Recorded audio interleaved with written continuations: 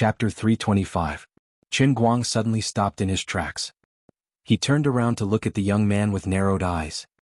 He smelled a familiar scent from this person, which made him exceptionally vigilant. That's right, he smelled blood just like he did in the transient sea, as if he had just killed someone not long ago. The other party's words were too straightforward and caught him off guard. Qin Guang quickly became alert. Could Shirjio's accomplices have found their way here? What about my parents? A terrifying killing intent swept out from his body in an instant, and the air seemed to freeze at this moment. Don't be nervous, I'm not an enemy. I'm Xuelin, a childhood friend of Sister Wu Tong. I'm a soldier, Xuelin spoke again. Xuelin opened his mouth again. He realized that he couldn't continue acting tough, otherwise he might really die. The moment he was enveloped by Qin Guang's murderous intent, he couldn't help but feel his hair stand on end even with his experience in battle. Qin Guang's murderous intent retracted instantly. Soldier? Why are you looking for me? How those people died has nothing to do with me. I'm just a good citizen who happened to be in the right place. You can just lie to others about this. There's no need to resort to insinuations. I've been following Sister Wu Tong since I was 3. How can I not know how capable she is? I don't expect you to admit it because it's not important. It's fine as long as I know you killed Shirjio's men. I smell a familiar scent from you. You're the same kind of person as me. Your hands are also stained with blood. Qin Guang spread his hands. What you think is none of my business. Goodbye. Qin Guang had already made up his mind that he wouldn't admit it even if he was beaten to death. For the military to come knocking on his door so quickly, he couldn't rule out the possibility that they've taken a fancy to his ability. What kind of joke is this? I'm a millionaire, all right? Do I have to go and live my life like you guys? Although I'm somewhat patriotic, I'm not that enlightened. I'm busy dealing with the heavenly Holy Grail and don't have the time to protect the country. I don't have the time to protect the country with you guys. At most, I'll just wait until I become the owner of the heavenly Holy Grail. A random decree can guarantee China's safety for 10,000 years. Stop. Seeing that he was about to leave, Xuelin became anxious. She suddenly said from behind, other than Ninth Brother's group, the bandits were split into 2 groups. There was another group led by another warrior of the Shattered World, Eighth Brother. I led my special forces in pursuit. The other bandits were killed by me and my comrades, but Eighth Brother managed to escape. Qin Guang stopped in his tracks. So you're here to remind me? Will they take revenge on me? Xuelin shook her head. No. They probably won't find you, but they might find Sister Wu Tong. That might not be the case. Uncle Wu kept the news under wraps. He only held a very small commendation ceremony in private. At that time, the police issued a gag order. There's no such thing as an impenetrable wall, right? Qin Guang asked. Xuelin nodded. Indeed. What do you mean? Don't you want to completely eradicate that world breaker you mentioned? Wu Tong will be in danger at any time. Xuelin shook her head again. No, Sister Wu Tong's status is extraordinary. Our Chinese soldiers aren't pushovers.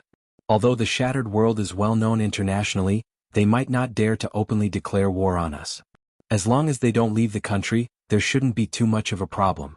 Alright, you came to me today just to remind me of this? Then let me thank you, Qin Guang said. Not only that, 3 of my comrades died and 8th Brother escaped. I don't understand how you managed to wipe out 9th Brother and the others without a scratch. I can't accept it. Qin Guang rolled his eyes. If you can't accept it, find a piece of tofu and kill yourself. You're crazy. Before he finished speaking, Xuelin suddenly attacked.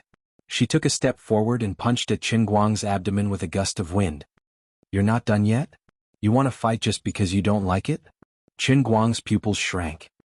He raised his hand like lightning, and his right hand formed into a claw. He caught Xuelin's fist at a speed that was difficult for the naked eye to follow. Then he pushed it forward forcefully, and a terrifying force erupted from his shoulder. When he exerted too much force, his right hand even had the power of overclocking vibration. Xuelin took 3 steps back. Eventually, she couldn't stabilize herself and fell to the ground on her butt. Just like that, Xuelin felt the bones in her right hand go completely soft. The terrifying vibration just now swept through her entire right hand like an electric shock, causing her joints to suffer serious injuries. Qin Guang quickly walked past her. Are you convinced now? You're too weak. Don't play martial arts with me. It's not popular here. I'm just a good citizen and a good student. If you really think you're good, I'll introduce you to someone who knows inner force. You can slowly fight with him. The 2 of them had only exchanged blows for a short while, But Qin Guang had already determined Shui Lin's level. She was indeed much stronger than ordinary people, but that was only limited to the level of ordinary people. Perhaps she was stronger than him before he practiced the Qilin arm. Unfortunately, she had just provoked his Qilin arm. Once this brother's unique skill, overclock Qilin arm, was used, not to mention the strength, the vibration force could even send him flying. He was worried that he would encounter a martial arts fanatic, so he decisively decided to sell out second Uncle Wen. Inner force? You know inner force. Unexpectedly, Shui Lin, who was sitting on the ground, fiercely pounced forward and grabbed his trouser leg. Hearing the word, inner force, her whole person was about to go crazy. Qin Guang forcefully pulled back. Rip, half of the trouser leg was gone. *CK. That's enough. I don't know inner force. This isn't called inner force. If I knew inner force, I could hit a bull in the air and send you flying. But I really know someone who knows inner force. Probably he's much stronger than me. Qin Guang said as he evaluated his and second Uncle Wen's combat power in his heart. Not to be boasting, he could probably live for about 5 seconds in the past. Now with the Qilin arm he could probably live for about 10 seconds? Where is he? I want to be apprenticed. I want to learn. Shui Lin shouted. Aren't you very unconvinced? What do you mean by apprenticing? Qin Guang stared. Shui Lin gritted her teeth. I have heard the legend of inner force since many years ago. I want to learn it even in my dreams. But I can't find anyone who knows inner force at all. How can I dare to challenge someone who knows inner force? It's simply not on the same level. There's no one in the army who knows inner force? Qin Guang asked curiously. Shui Lin shook her head. No, at least I have never seen it. Qin Guang was puzzled. Wen and second Uncle Wen, 2 living people, were always around him. How come there was no one in the army? This was unreasonable. Qin Guang asked again. That's impossible, right? Is it because your status is too low that you can't get in touch with these things? Shui Lin pinched half of Qin Guang's trouser leg, stood up, and shook her head fiercely. My identity? Anyway, there is probably a deeper reason behind it. But I really want to learn. Save it, I still want to learn, but they won't teach me. Qin Guang shrugged. That time in the woods behind the dormitory, second Uncle Wen had rejected her without hesitation. However, Wen seemed to have mentioned that she probably had the intention of teaching him, right? No, she seemed to have said that if he wanted to learn, he had to marry her. Then the psychiatrist said that she had domestic violence tendencies. In addition, why do I have goosebumps when I think of the scene of entering the bridal chamber with that tomboy? Forget it, I don't care if I don't learn inner force, I haven't lived long enough. Qin Guang couldn't be bothered with Shui Lin anymore and fled, leaving behind a young man with a lost expression on his face. Qin Guang didn't dare to return to the ward, but directly drove back to school. When he quietly opened the door, he saw his father stirring something, and there was a vaguely familiar smell coming from the ward. That's right, the long-lost vitality recovery soup, and it was the fortified version with 4 times the power. Mom's condition had stabilized, and Dad's scientific research spirit had finally been reignited. The old man wasn't feeling well, so he left first. This thing must not be drunk. Chapter 326. After all, being targeted by Shui Lin brought some trouble to Qin Guang. But it wasn't too much trouble. Anyway, he refused to admit it.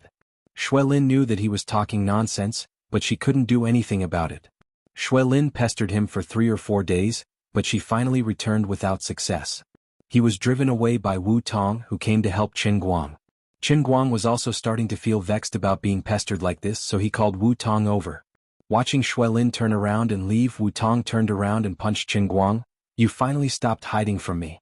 What are you hiding from? Qin Guang smiled hypocritically and scratched his head.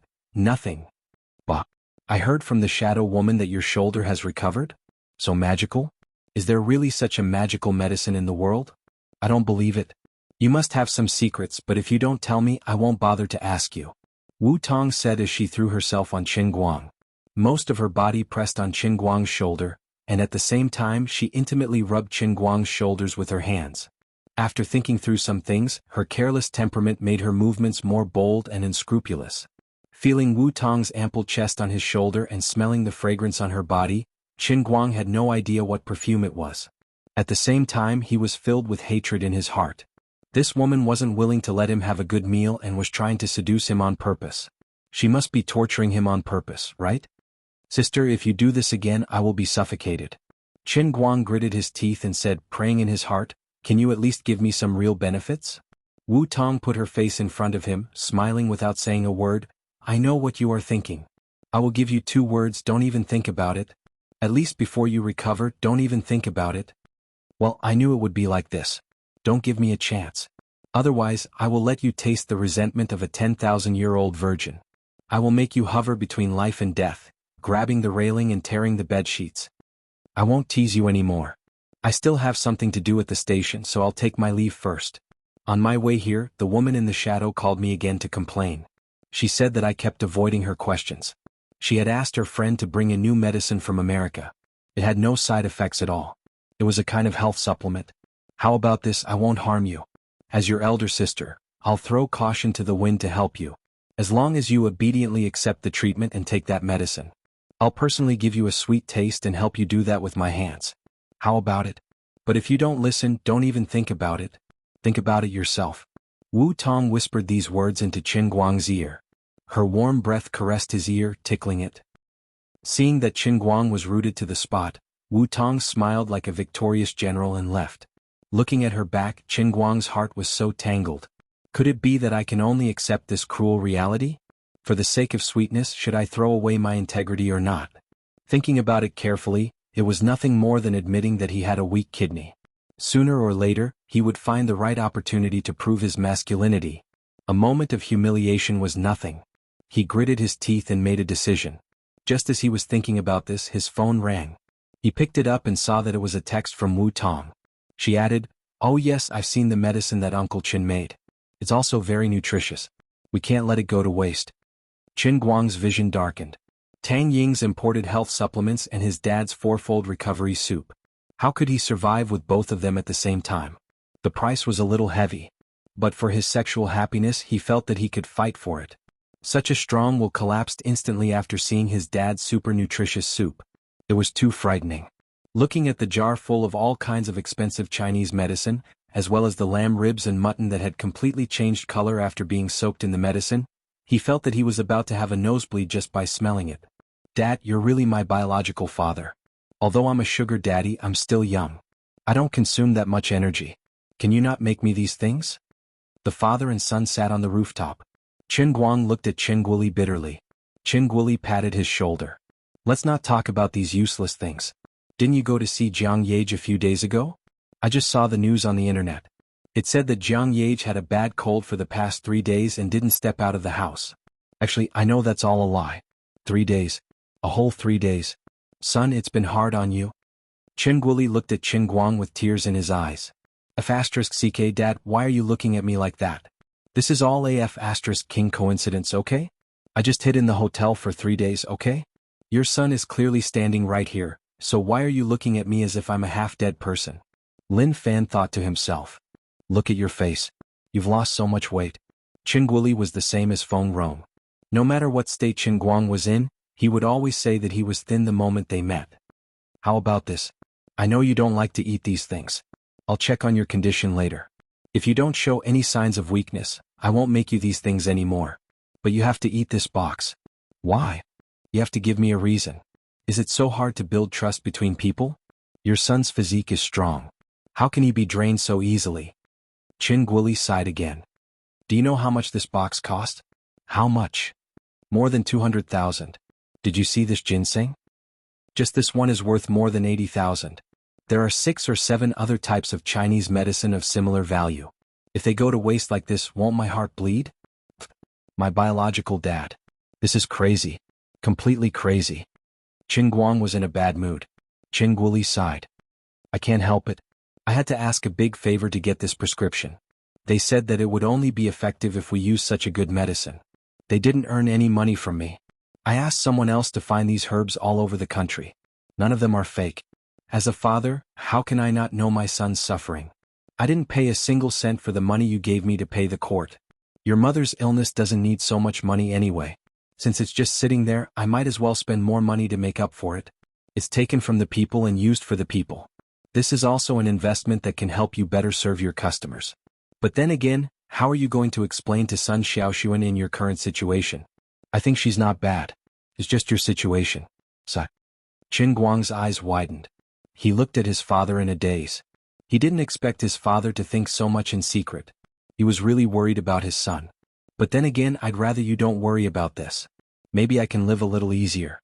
In the end, he didn't have the courage to finish the 200,000 tonic soup on the spot. He just said that he would use it as a midnight snack. After sitting in the ward for another hour, Qin Guang decided to slip away. His heart was hanging by a thread as he held this thing in his hand. If he accidentally knocked it over, the 200,000 would go to waste. Thinking about it made his heart bleed. Chapter 327. At first he refused to eat it, but in the end he still couldn't bear to let the 200,000 yuan go to waste. Forget it, my head is very hard, I won't die so easily with some nourishment. Anyway, I told my dad that this will be the last time, I really can't waste it. Since I lied, I have to admit it with tears in my eyes. Squatting by the corner of the corridor, Qin Guang gulped down mouthful after mouthful of the indescribable taste. He didn't even waste the soup. 200,000 yuan. Working for someone? If I'm not a billionaire now, I'll be pissed to death by you. Come to think of it, it's not wrong to follow my dad's train of thought. If Jiang Yage really provided for me. Up until now, the money I've given him is almost 10 million yuan, so spending 200,000 yuan to improve his business is understandable. Anyway, as long as the customer is satisfied, this business can continue, right? Dad, you really know how to run a business. Burping, Qin Guang got up, but just as he turned the corner, he was stunned. A woman was standing there with her hands on her waist, as if she had been waiting for him for a long time. It was Tang Ying. At this time she was holding a brown glass bottle of unknown origin, looking at him with a devilish smile. Young man, come and try the medicine in sister's hand? Wait a minute, Qin Guang let out a burp. Tang Ying looked at the lunchbox in his hand. Just in time, this medicine is for begging, you can give it to me. With that, she pounced on Qin Guang, pried open his mouth and stuffed a pill into his mouth. It's not that Qin Guang can't resist, but because his arm just became a Qilin arm a few days ago, he knows he's too strong and he's afraid of accidentally hurting her. Moreover, Tang Ying holding the bottle in her hand is just a pretense. In fact, she already has a pill in her palm, waiting for the moment when Qin Guang isn't paying attention so she can stuff it in his mouth. Hey! Feeling something being tossed into his mouth, Qin Guang took a step back and yelled out in pain. Gulp. The pill went down his stomach. Seeing that her plan had succeeded, Tang Ying happily clapped her hands and shoved the bottle into Qin Guang's hands. It's done. You brat, you are also dishonest. You forced me to use force. Why are you so difficult to deal with? Accept your fate. This medicine won't kill you. It has been popular abroad for more than half a year. It's a pure plant extract with no additives and no side effects. It costs a few $100s a bottle. Just treat it as a gift from me. You'll have to buy it yourself next time. Qin Guang put on a long face. Big sis, it's not like that. What was in the box in my hand wasn't a normal bento, it was a recipe that my dad found from who knows where. He said that it was 4 times stronger than the recovery soup last time. 200,000 per jar. I just gritted my teeth and drank such a big pot of soup, and now you're giving me this medicine. I'm a little flustered. Tang Ying was also stunned. A pot of soup that costs 200,000 renminbi? Qin Guang nodded. 1 ginseng inside costs 80,000. Oh my god. Even if it's a tonic, it can't be like this. Tang Ying was shocked. Phew. Spit it out for me. Qin Guang shook his head. No. It's 200,000 renminbi. I can't spit it out no matter what. Something bad will happen if you make it up. The tonic I made for you is also very powerful. Tang Ying panicked. Qin Guang still shook his head like a rattled drum. It's okay. My body is made of iron. I can handle it. Tang Ying saw that he had made up his mind and could only be anxious. She gritted her teeth and said, You can't leave tonight. What? Go to my dormitory? How can I let you go with your condition? It's better to stay in the hospital. If anything happens, you can be saved in time. My roommate went home today. You can sleep on my bed and I'll sleep on my roommate's bed. Qin Guang pondered. That's fine. Actually, I'm a little guilty.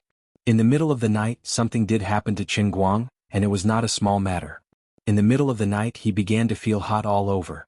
A large pot of nourishing soup made of expensive Chinese medicinal herbs in the stomach, coupled with the nourishing health products from abroad, the taste was really too sour and refreshing.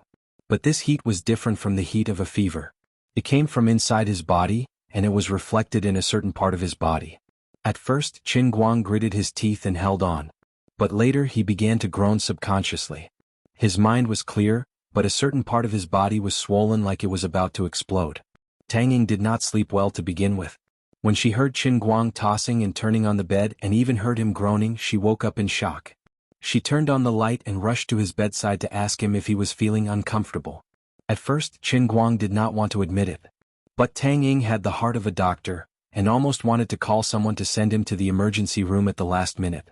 Only then did Qin Guang reluctantly admit it. It was not a stomachache, nor was it dizzy. It was just that a certain part of his body was so tenacious that it felt like it was about to explode. Even now, Qin Guang felt strange about what happened next. A man and a woman were sitting together in the doctor's dormitory watching movies. Qin Guang had found the goods himself. He had 35 tons of dry food in his online drive, so there was no need to ask an experienced driver for help. About 20 minutes later, the first wave was over. At first, Tang Ying was too embarrassed to watch. But later she made up her mind. If something really happened to Qin Guang today, the health tonic she had stuffed into his mouth might be the straw that broke the camel's back. Of course, she was not someone who was easy to deal with. It was not the first time she and Wu Tong had watched these movies together. In the end, Tang Ying could only put on the attitude of a doctor and pulled a chair over to Qin Guang's side. It was so much so that she even put on a euphemistic excuse to check if there were any signs of edema or congestion. When the guy finally let out a comfortable moan, rolled his eyes and subconsciously leaned his head on her shoulder, Tang Ying did not even bother to hide. At this time she had already thought it through. I'm a doctor anyway. It's only right and proper.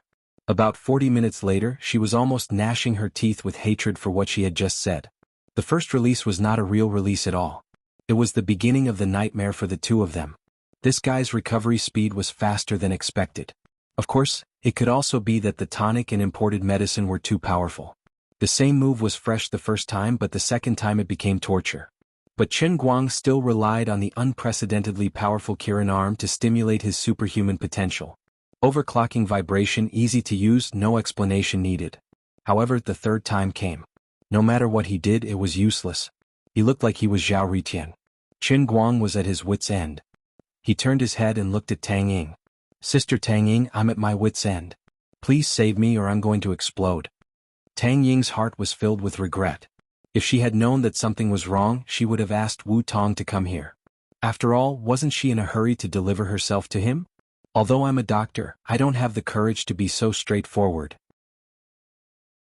Chapter 328. Tears welled up in Tang Ying's eyes. Somehow, the two of them had ended up like this. Although she didn't hate him, perhaps she still had that little bit of extra emotion after the embarrassing incident at her house.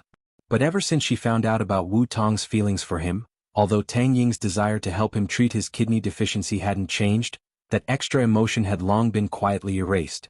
But today it had suddenly turned out like this. Without any precaution, it had become like this. Tang Ying facepalmed.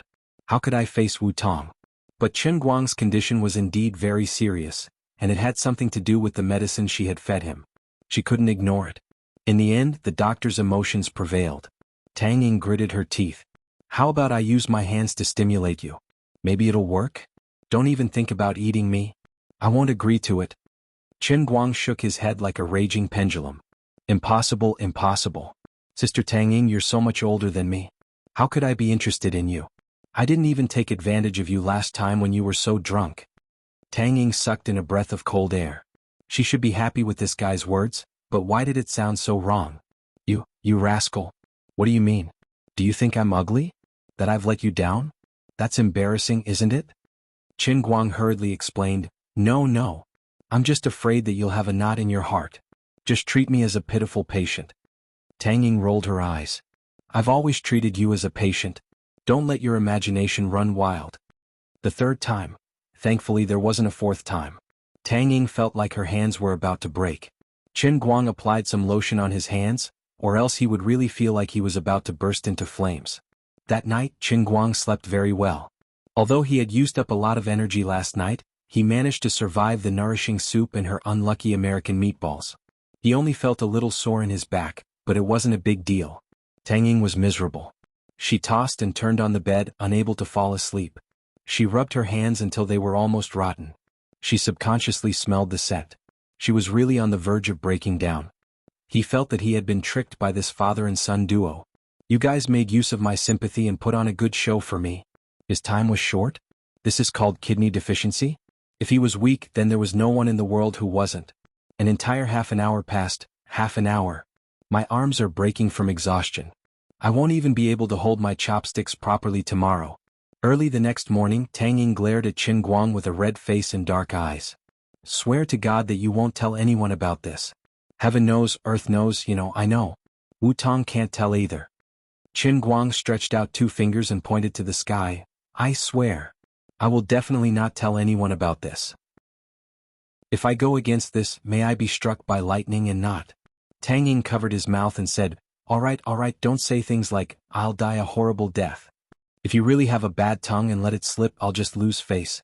God is watching over me, so there's no need to swear such a heavy oath over such a small matter. Now you should believe that I don't have kidney deficiency, right? Qin Guang chuckled and moved his face closer to Tang Ying. Looking at the usually dignified doctor blushing shyly, he couldn't help but feel indescribably pleased. Tang Ying rolled her eyes at him. All right, I'll be damned if I believe you. Get lost. I don't want to see you. Keep this medicine for yourself and take it in a few days. It's a few $100, don't waste it. Just treat it as a tonic. Get lost. Qin Guang shrank his neck and ran away. Although last night's incident was a scam, he couldn't deny that he felt a little sour and refreshed. Of course, the happiest thing was that he could finally regain his manhood in front of Tang Ying, a doctor who always thought that he had kidney deficiency. Let's see if you still dare to call me weak in the future. However, there was something else that slightly troubled him. He really couldn't tell Wu Tong about it. He wasn't stupid. Returning to the dormitory alone, he sat in the empty room and played a few rounds of Dota. Then he stood by the window and looked around. The huge dormitory was empty. Originally, there were people coming and going in the enclosed courtyard, but now there were only a few sparrows playing in the scorching summer heat. Sighing, Qin Guang sat back in front of the chair and yelled, I'm so bored. He could actually hear the echo. Without anyone around him, it was as if the whole world had become empty. Suddenly, it was summer vacation, all of his classmates had left, and his mom wouldn't be discharged for another 10 days or so. These days, Azure hadn't done anything at all. After all, he had just dealt with the super-powerful punishment realm and the Chilan Arm realm, and even the heavenly Holy Grail had to take a break.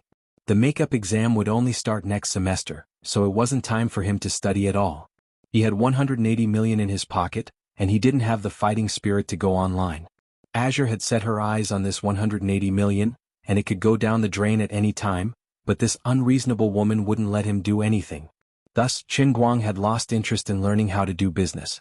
In any case, even if he mastered it, he wouldn't be able to use it. All of a sudden, it felt like he was so bored that his balls were aching. After playing several rounds in a row, he didn't meet Jiang Luhua again, and he crushed his opponents without any suspense. The aftereffects seemed to be gradually alleviating, but it was still a little strenuous, and after a long time he still felt nauseous. Now he couldn't play Dota anymore and he was completely at a loss. Who would have thought that I, the Grand Lord Guang, would also have such a day when I don't even have someone to talk to? What should I do to pass the time? Unconsciously, Qin Guang opened his Weibo on the computer, and before he knew it, he had gained hundreds of followers and hundreds of replies. It had been almost 5 months since he last updated his Weibo. Obviously, he didn't have the potential to become an internet celebrity. He had also received a lot of private messages, most of which weren't pleasant to listen to. Most of them were from Jiang Ye's diehard fans, but of course, there were also haters pretending to be fans. A disdainful sneer appeared on Qin Guang's lips. You bunch of pitiful bugs, this elder brother and your goddess are very familiar with each other, okay? How could a big shot like this elder brother be angered by the private messages and replies of weak scum like you? Don't King make a fuss, okay? 10 minutes later, he silently pressed the button to close the replies, delete his most recent Weibo post, and set his private messages to reject strangers. Fortunately, Lord Guang didn't have heart disease, otherwise he would have been angered to death. What King dog? Could he still happily use Weibo? No matter how thick-skinned this elder brother was, he wouldn't be able to withstand these people's endless abuse. Thanks to the hundreds of new replies and private messages, Qin Guang did a good job of revising his Chinese language and felt the profoundness of Chinese literature. In the private messages he saw a message from Jiang Ye. It was probably because she finally realized that she had replied to Qin Guang's message. It was supposed to be a tease between the two of them, but instead, it caused some of her irrational and crazy fans to keep scolding Qin Guang. I'm sorry, I was clearly joking with you. I didn't expect those people to be like this. I'm also very troubled. But it seems like you don't use Weibo much, so you might not have seen it. If you see it, you can send me a WeChat message to scold me. I love you. Qin Guang clutched his chest again. He was disgusted by Jiang Ye's words and felt a little suffocated. He recalled his experience at Disneyland with these two people again. He couldn't bear to look back on the past, leaving him with scars all over his body. It really had been a long time since he opened WeChat. He opened it to see what these two people were talking about. Qin Guang felt that a person like him was destined to not have many friends. He didn't even chat on WeChat, so how could he be close to his sister?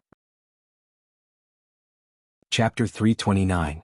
When he opened it, it was indeed all useless nonsense. Jiang Ye was still using the same method, adding some useless but self-deprecating jokes to her selfies. This woman's Photoshop skills were getting better and better, and her photography skills were also improving. In addition to her selfies, there were also many photos of her traveling around the world. The photos were beautiful and they were even post-processed. Even though Qin Guang was not interested in her photos, he still felt that the landscape photos she took were quite beautiful. He was secretly envious of her. He did not have the talent to be a photographer, but this woman almost made a name for herself. In the past he used to use Lin Jingwei's DSLR for a while. Later he felt that the composition, lighting, lenses, and all kinds of special effects had to be added in order to take beautiful photos. It was too troublesome and he broke down. Other people had sent dozens of photos, and it seemed that it was a little too much not to reply. Qin Guang replied casually, "The scale is too small, I'm not even interested in replying. My phone's memory card is very precious, please only send large-scale photos." In addition, Jin Shirue said something that made him a little more concerned. Deng Xiaojiang, the Big Beard's Tears for a Nation, was finally going to be released. Filming a movie was also quite troublesome. From filming to post-production to publicity to the actual release, there were a lot of things waiting for people to do. When Qin Guang sneaked into the crew to shoot that scene, they had actually already shot the second half of the scene. At the same time, the post-production had been following up. Coupled with his relationship with Big Beard Deng as well as the accurate grasp of the Bureau's censorship policy, this rather heavy historical blockbuster could be released in the summer. Originally, Qin Guang did not like to go to the movies. After all, as an old bachelor, it was easy to get hurt in that kind of place. But this time he decided to go and he had to watch the first scene. The reason was very simple, he was going to appear on screen.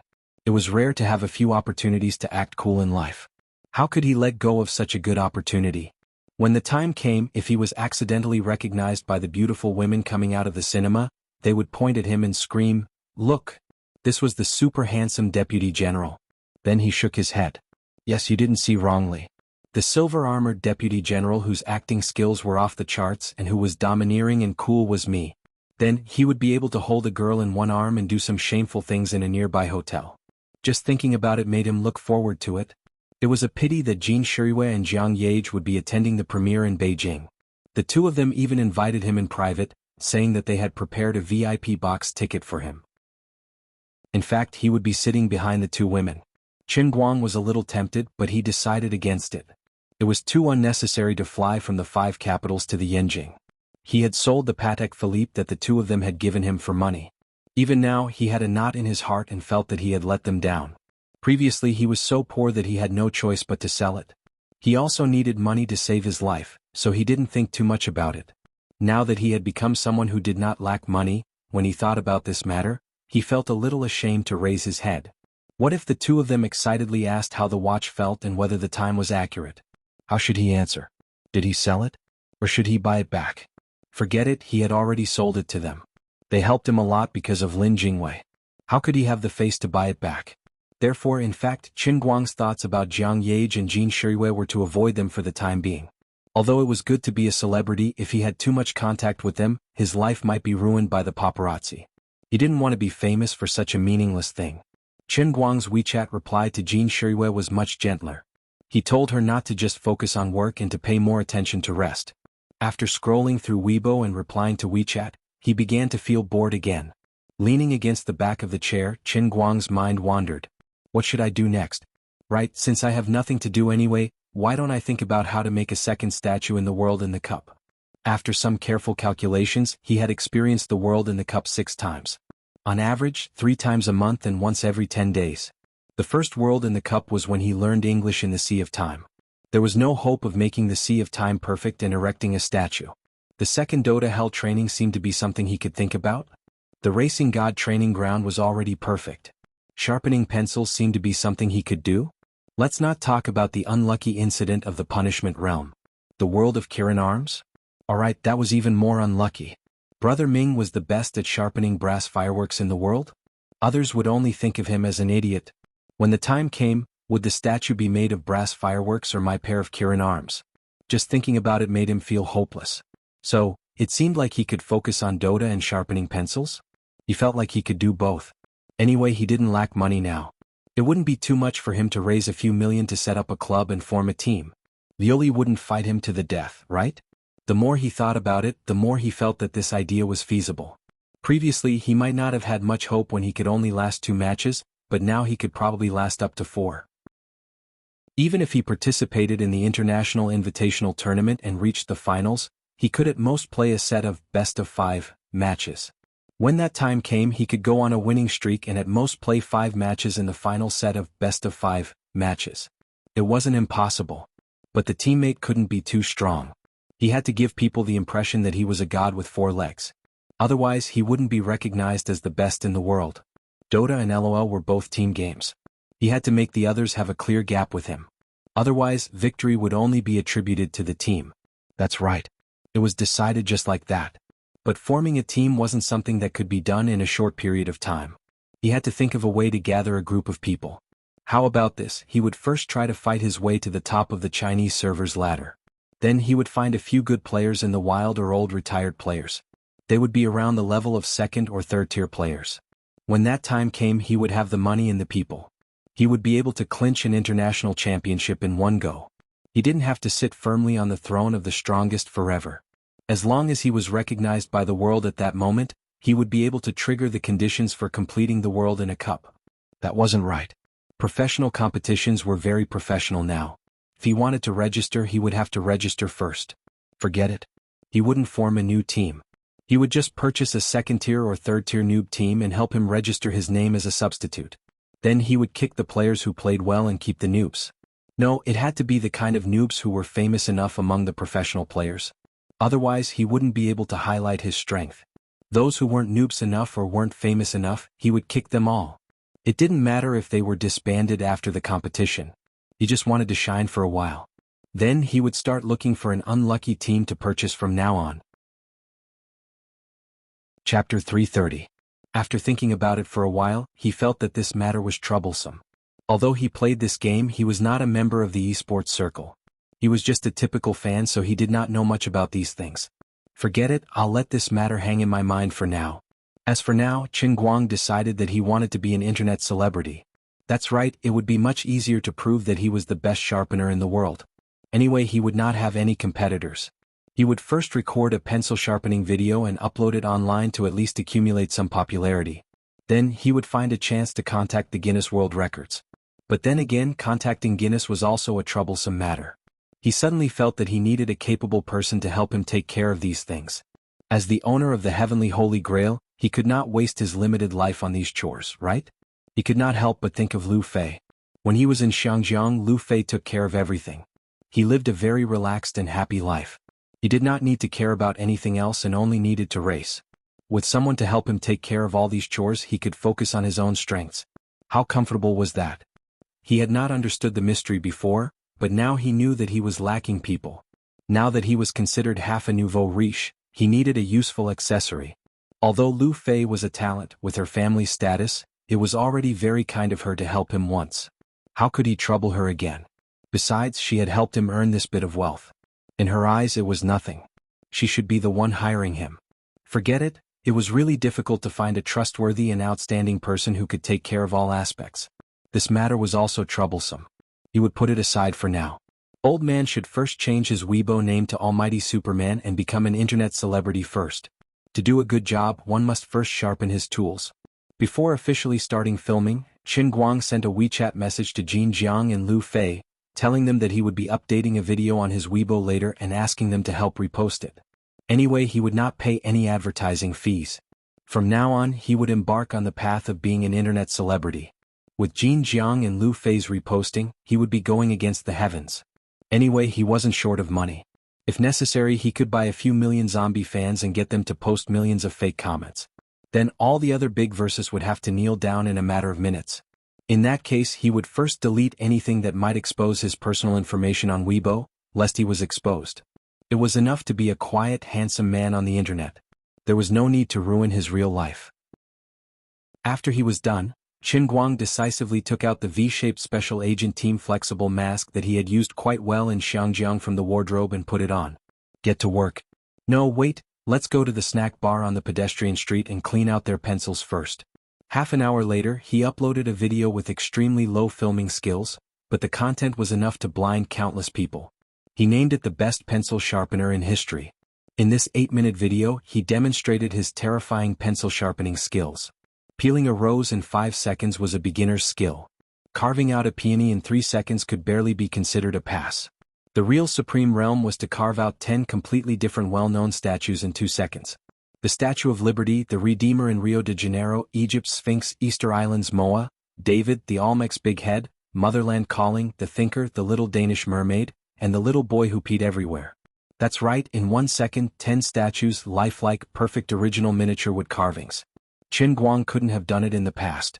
Thanks to the Kirin arm, after familiarizing himself with the ultra-high-frequency vibration, he integrated it into his pencil sharpening skills, which made his skills sublimate again. At the end of the video, he took a close-up shot of each statue, which would definitely shock countless people. Once the video was sent out, he didn't care anymore. Anyway, the 2 girls would not give him face. After he was done with this, he finally plucked up the courage to pick up physical chemistry and read it for more than half an hour. Thanks to Sun Xiaoxuan's courseware, otherwise this course would really kill him. It was really too hard to learn, too depressing. Finally, he finished reading a big chapter. Even with the help of the courseware, he was still dizzy. Qin Guang threw the book away and decided to read online literature to recover some of his blood. Oh, the poor author who chased after him some time ago finally made it to the shelves. Poor, too poor. 18,000 readers liked it, and the average subscription was only about 700, which meant that there were about 17,300 people reading pirated versions. This poor guy howled every day that he had to support his family and couldn't go on living. Young man, you really think too much of human nature. What's the use of howling about being poor? Who would care about you? In this day and age, what people think about is free reading. Isn't it stupid not to read? Everyone knows that authors are robots. They don't need to eat to write a book, especially a poor author like you. Not only are you a robot, but you're also a robot dog. You don't need to be fed. If you want to live, you have to honestly write 10,000 words a day. Do you think that insisting on writing 10,000 words a day will move them? How many people do you think will understand how tiring it is to write all day? Stop howling here. You're disturbing my free meal mood. If you're not happy, come and scold me in your book review section. I'm giving you face by reading your book, okay? I'm giving you face, can you use it to soak in soup and eat steamed buns? You even dare to collect money, you're such a drug dealer. Qin Guang scanned the book review section and found out that this poor fellow actually dared to do something like defending against DB. He decisively scolded him. Serves him right. Other people in the book review section said that 17,000 people were worried that you would be a eunuch. They were waiting for you to finish writing before coming back to fix it. You defending against DB is ruining our mood and hurting our faces. These scums. In the end, Qin Guang couldn't help but curse in his heart. When the old man was at his poorest, he still insisted on supporting the original book, okay? $10 a month was nothing. This poor fellow was acting again, saying that he was still writing at 5 or 6 in the morning. Whether you believe it or not, I don't believe it. I don't believe that you have cervical spondylosis, insomnia, obsessive-compulsive disorder, or depression. But I don't lack money. Therefore, Qin Guang happily slapped out the alliance leader title. He didn't give the poor fellow, who boasted that he had the world's strongest fancy bootlicking skills, any chance to get close to him. He closed the book review section and didn't join his fan group. He hid his achievements and fame, and was the proudest of pretending to be pretentious. Then he started reading happily. To be honest, although this silly guy was a bit of a loser, he was quite happy to read. He thought that he would just muddle through the day. Around 5 o'clock in the afternoon, he suddenly received a call from Zhu Jifa. That's right, it was President Zhu who lent his poor Rena car to Qin Guang and spent 20,000 yuan to repair it. He brought his little beautiful secretary to Wujing and was now rushing to the city hospital. He planned to visit Qin Guang's mother first and ask him to eat together later. Qin Guang hadn't seen his old friend for a long time. Thank God, at least someone came to save his boring life. Therefore he quickly drove to the city. Chen Guang also planned to take the opportunity to let Zhu Jifa's little beautiful secretary drive the Rena back to his hometown. Now that he wasn't lacking money, he shouldn't treat himself badly. To improve his life, he should start by changing cars. At this time, Chen Guang still didn't know that after Jiang Yage and Jin Shirui reposted his Weibo, the internet was in an uproar. Chapter 331. Jin Shirui and Jiang Yage each had tens of millions of Weibo fans, and each Weibo post had at least tens of thousands of reposts and tens of thousands of replies. But although the two women usually ate and lived together, their spontaneous Weibo content was always different. Only this time, the two of them reposted the same video almost at the same time, and each sent an irreconcilable accompanying text, which was instantly pushed to countless fans' Weibo. Jin Shirui, this is my idol. I've never seen anyone sharpening a pencil like this.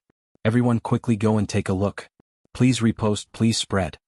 Jiang Yage, at first when he asked me to repost this Weibo post, I refused until I watched the video first.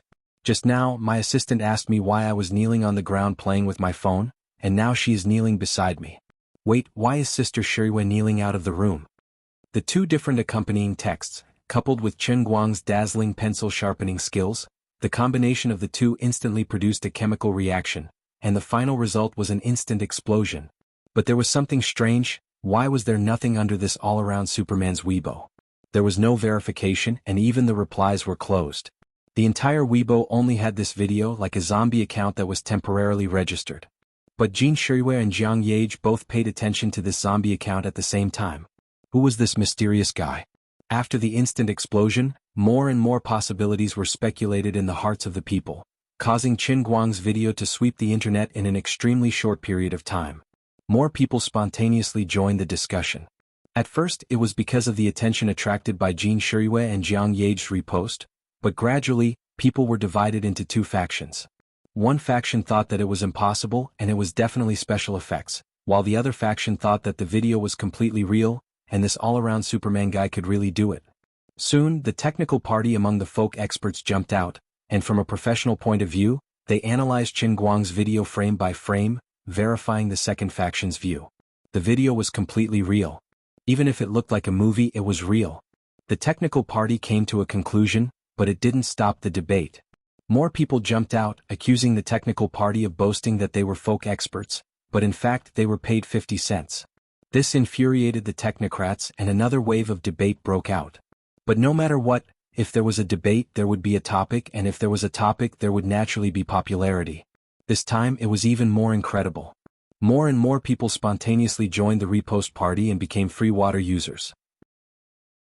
At first, these topics stayed under Jin Jiang's Weibo, but gradually, other big accounts joined in the ranks of reposting and commenting on the video. Perhaps they were doing this for the sake of the two young big shots on their left and right hands, or perhaps Chen Guang's video really got them excited. These internet celebrities also had their own fans. Under these people's Weibo posts, there were countless comments and reposts. There were also discussions among friends on Weibo, which was not a big V but a small circle. As a result, Chen Guang's video went viral. It really went viral. Like a wildfire, it swept through the entire Weibo circle in just over 2 hours. Life was so unpredictable. How could Chen Guang have thought that his sudden idea would cause such a sensation on the internet? The birth of an internet celebrity had a lot of coincidences in it. Jin Jiang's repost was the trigger, and the content of the video was the skeleton that supported it to become popular. The coincidences and accidents in the instant that it became popular became its wings. Perhaps it was because his V-shaped special agent mask added a lot of mystery to the video, and the complete closure of the comments made him seem even more unique. Or perhaps it was because of the debate between the technical party and the skeptic party that made the video even more popular. It was probably very difficult to find a reason. In short, his video went viral. It completely went viral in just over 2 hours. And it was obvious that it would continue to go viral. Because the topic of the strongest pencil sharpener in history directly broke into Weibo's hot search list at lightning speed, and began to spontaneously appear in front of more people. It could be foreseen that in the next 2 days, unless another hot topic that was enough to attract everyone's attention popped up, no one could stop this video from being constantly reposted and spread. From the time Chen Guang uploaded the video to the time he arrived at Wujing City Hospital, the first video he uploaded under the name Almighty Superman went from being unknown to being famous all over the country. His Weibo fans also shot up from the initial 1,000 or so like a rocket. 5,000, 10,000, 50,000, 100,000, 200,000. When he arrived outside his mother's ward, the number of Almighty Superman's fans had forcibly exceeded 500,000, and it was still rising. At this level, he could really achieve the idea that he had by chance but had not been able to put into practice. 500,000 followers, and all of them were living people. He could indeed accept advertisements. This was something that many operating accounts might not be able to do even if they worked for half a year. But he only used 2 hours and he didn't even realize it. Jin Shirui and Jiang Yage were also quite busy.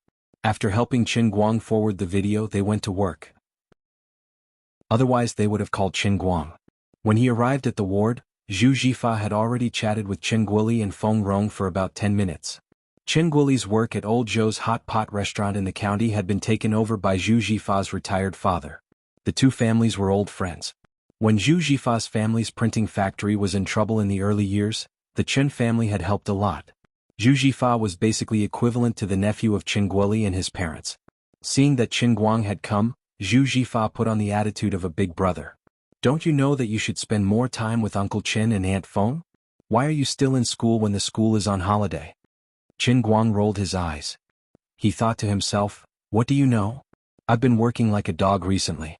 I only have a little rest these 2 days, okay? Qin Guoli patted Zhu Jifa. Xiao Fa, don't scold Xiao Guang. He's been worrying so much about us that his body is about to collapse. You two brothers, when you get back, save whatever nourishing things you can for him. Wait, Dad, what you said doesn't sound right to me. Qin Guang was too lazy to respond to Zhu Jifa. This bastard was always acting like a big brother just because he was 3 years older than him. Boss Zhu, you're so busy every day. Why did you come to the 5 capital? Can you not call me Boss Zhu?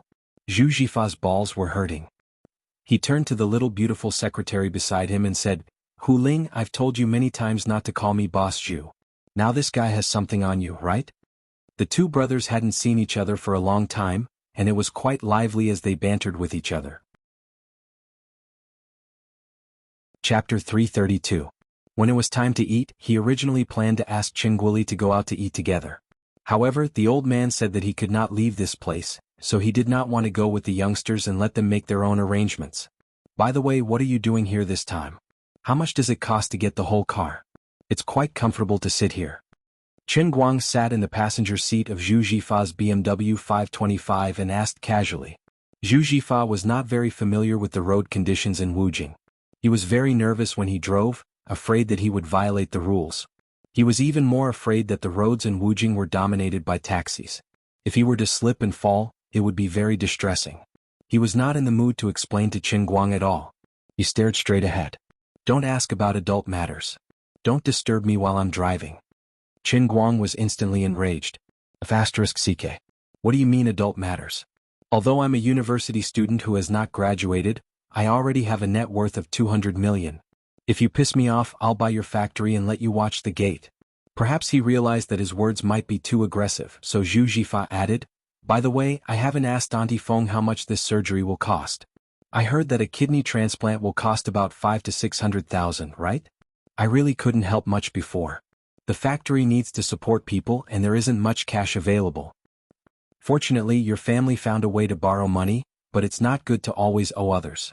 After I settle this matter in less than half a year, I'll help you repay the money first. You're going to graduate soon, so don't go to the sports car. Study hard and don't fail too many subjects. If you fail too many subjects, you won't even be able to get your graduation certificate. He said such a long paragraph in one breath. He was so nervous that cold sweat was coming out of his temples. He was really focused while driving. Qin Guang's anger immediately dissipated. He did not expect Zhu Jifa to pay for the transplant. He knew his difficulties. Don't be fooled by the fact that he was tinkering with a printing factory. In fact, it was not easy to run a business these days. There were so many people, big and small, and the profits of the printing industry were already very low. A large factory could only move a few tens of thousands of working capital. However, the first thing he wanted to do now was to help him pay off the debt of 500,000 or 600,000 yuan after he earned the money. Qin Guang was touched. Everyone knew that if it was a loan of 500,000 or 600,000 yuan, it would take an ordinary family a year or two to repay it. This trader's son was a good person, but his mouth was cheap. Qin Guang knew that Zhu Jifa had always been like this, but he couldn't stand his big brother attitude. Don't talk so much. Look at how nervous you are. Why don't you move aside and let me drive? The racing god of this generation, the invincible man that everyone looks up to, is personally driving for you. Are you honored? Zhu Jifa ignored Qin Guang. Shut up. It's not enough that you drove my Rena to that state and now you want to harm my BMW 5? Don't even think about it. I'll F***king kill you if I die. It's going to cost more than 400,000 yuan. I bought this car with a mortgage loan to keep up appearances. So far I have 0 failures. Don't let me be the first. Alright. Just focus on driving. Qin Guang rolled his eyes. He was on the verge of collapsing from Su Tao's actions. The three of them drove around for about 10 minutes. Zhu Jifa first parked the car in the parking lot of the chain hotel where he stayed, then invited them to sit in the Sichuan restaurant next door. Seeing that he wasn't interested in talking about why he came to Wujing, Qin Guang didn't ask any more. He was afraid that this traitor would talk about adult matters again. If that happened, he wouldn't be able to control his restless arm and give him a slap in the face. Qin Guang's attention shifted to the other side. When they were waiting for the dishes to be served, Hu Ling went to the toilet. She pulled Zhu Jifa's shoulder and smiled wickedly. The two of you have an affair. Don't talk nonsense. Zhu Jifa shook his head violently. When you parked the car at the hotel just now, Hu Ling said that she went upstairs to put her bag. The room card was taken out of your pocket and given to her. The two of you only got one room. Qin Guang continued to smile wickedly. Zhu Jifa gasped and started to panic. *CK. Keep this matter to yourself. If Lu Xiaohong finds out, I'm dead meat. Qin Guang looked at his panicking face and felt pity for him. You're quite bold. You have Lu Xiaohong at home, and you still dare to keep a little secretary by your side. Aren't you afraid that something will happen? Zhu Jifa sighed. Of course I'm afraid. That's why I asked Hu Ling to wait on the road in the name of a business trip 2 days earlier. I only picked her up today.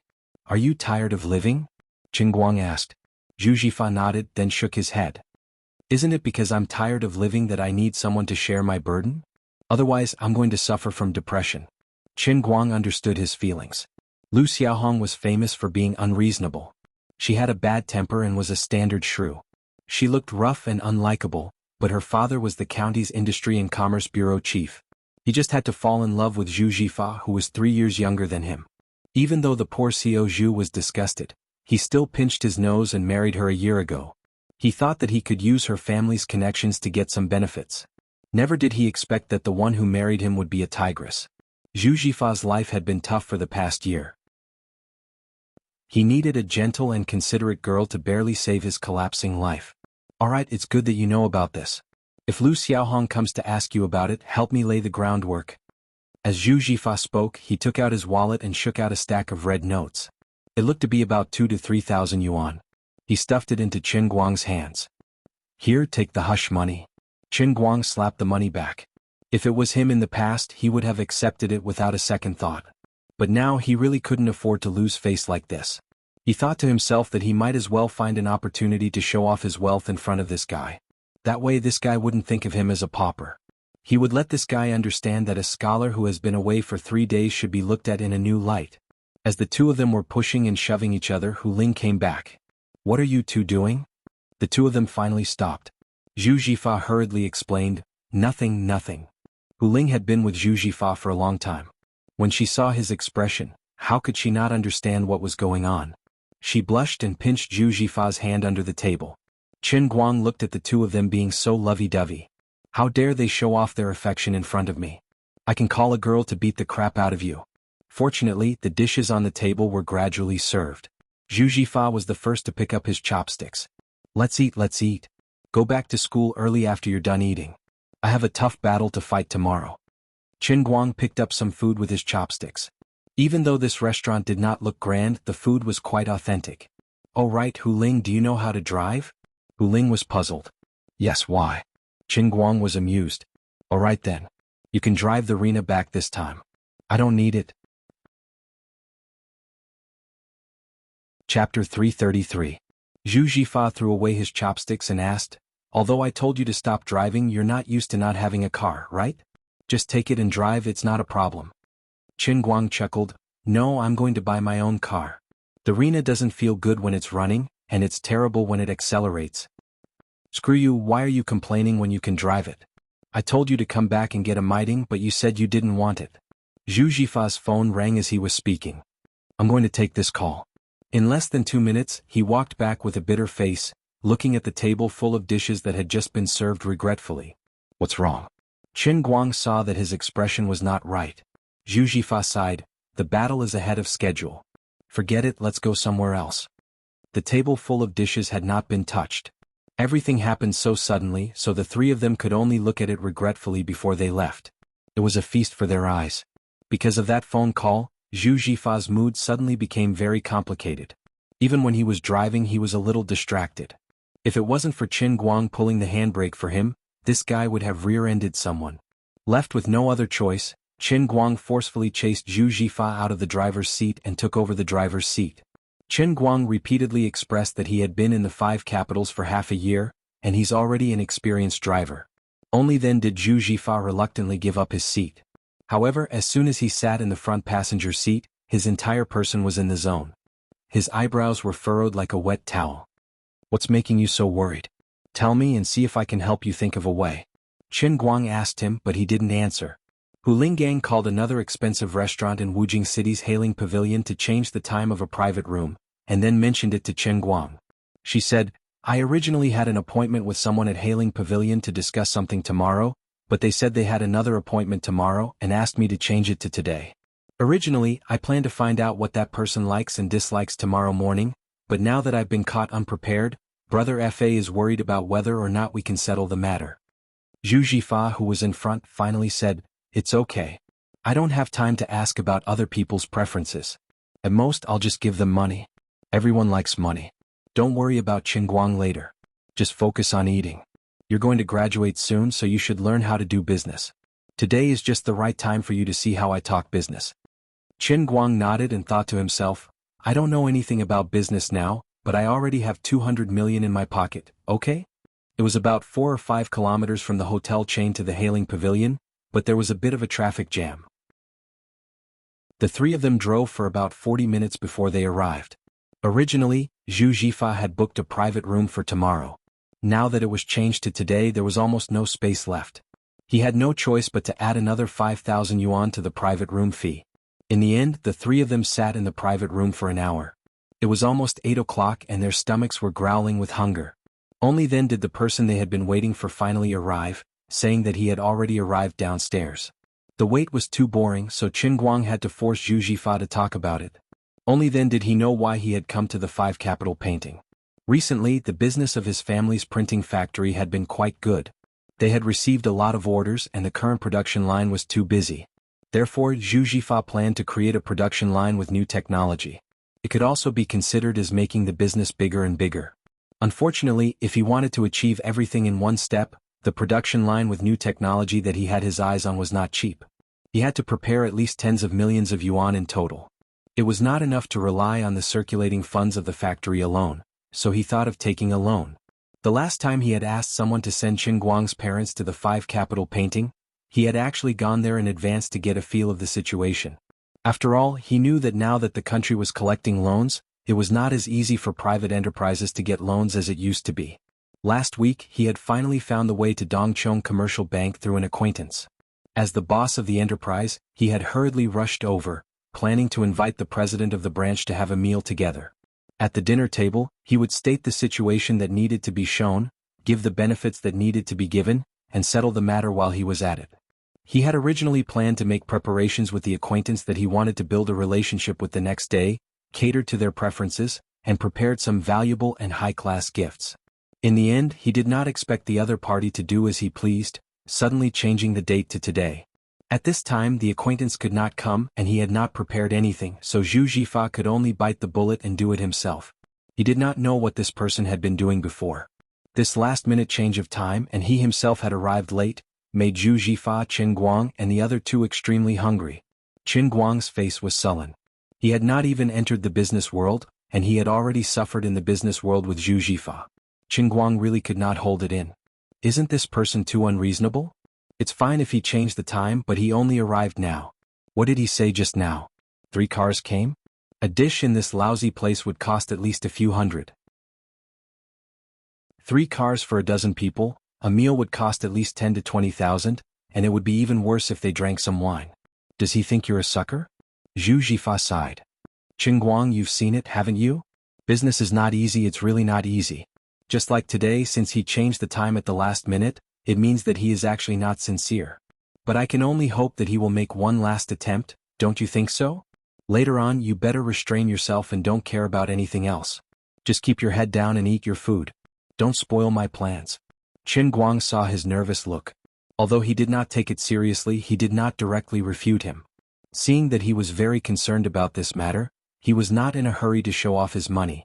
At the same time, he could also learn how to deal with people in this so-called business world. At this moment, Zhu Jifa's phone rang. The other party said that they had already arrived at the entrance of Hailing Pavilion and asked him to go down and pick them up. Following that, Qingguang finally saw the true difficulty of doing business. Zhu Jifa and Hu Ling eagerly went out to pick them up. He sat down obediently and waited for the food to be served. Just as Zhu Jifa said, Qingguang only planned to eat this meal with his stomach and ears. He only wanted to listen and eat and did not care about anything else. In the end, Hu Ling came in with a red face. The atmosphere was a little off. Qingguang wanted to ask what was wrong, but a group of people followed behind a fat man came in. Before the words left his mouth, he swallowed them first. Zhu Jifa was the last one. He looked like he was forcing a smile. There was some anger between his eyebrows, but he suppressed it. When the people in front of him turned around and greeted him, his face instantly turned into a humble and respectful smile. After entering the door and sitting down, Zhu Jifa first mentioned that Qingguang was his younger brother. The fat man was President Ma of Dongchong Commercial Bank's Chaosian County branch. President Ma was not interested in Qingguang at all. He did not even greet Qingguang. He only waved his hand and signaled the 10 people behind him to sit down. Then he sat down on the main seat. Zhu Jifa and Hu Ling actually rushed to Qingguang's side. Qingguang felt that the atmosphere was not right. Chapter 334. All of a sudden there were so many people and they seemed to be President Ma's subordinates. Zhu Jifa didn't even have the chance to open his mouth on the table. Logically speaking, if he really wanted to talk, it wasn't impossible with so many people. President Ma just needed to give a signal, and Zhu Jifa would immediately follow him outside to talk. However, after the dishes were served, President Ma and his group were very lively. On the contrary, Zhu Jifa, who was the host today, couldn't integrate into the atmosphere of this group of people. This feeling was very strange.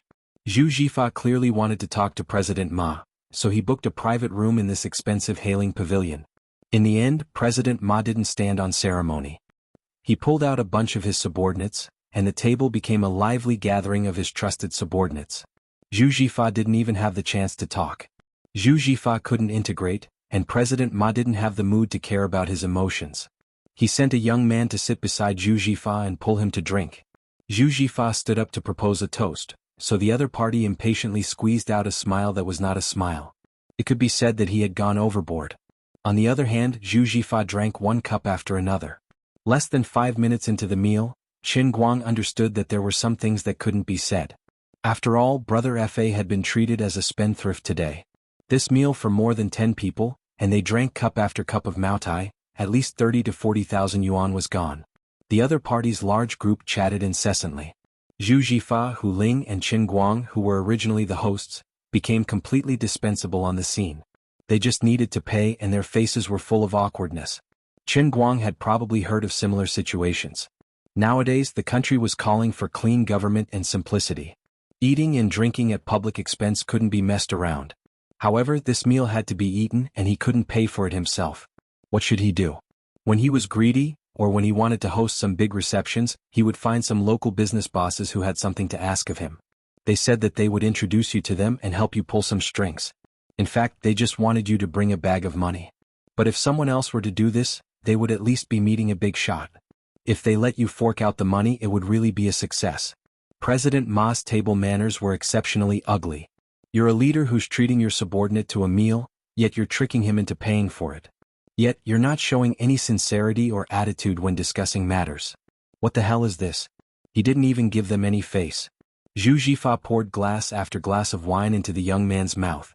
The young man seemed to be a wine jar. He was also suffering, but he still forced a smile. Qingguang was furious. He had finally experienced the difficulties of this business today. Only Zhu Jifa could endure it.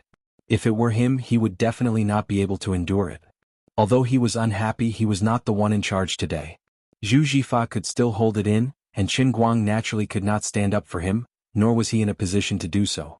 Finding an opportunity, Qin Guang turned his head and asked Hu Ling next to him, "You didn't look right when I came in. What's wrong?" Hu Ling shook her head in a slightly flustered manner. "No, nothing. Qin Guang, you're good.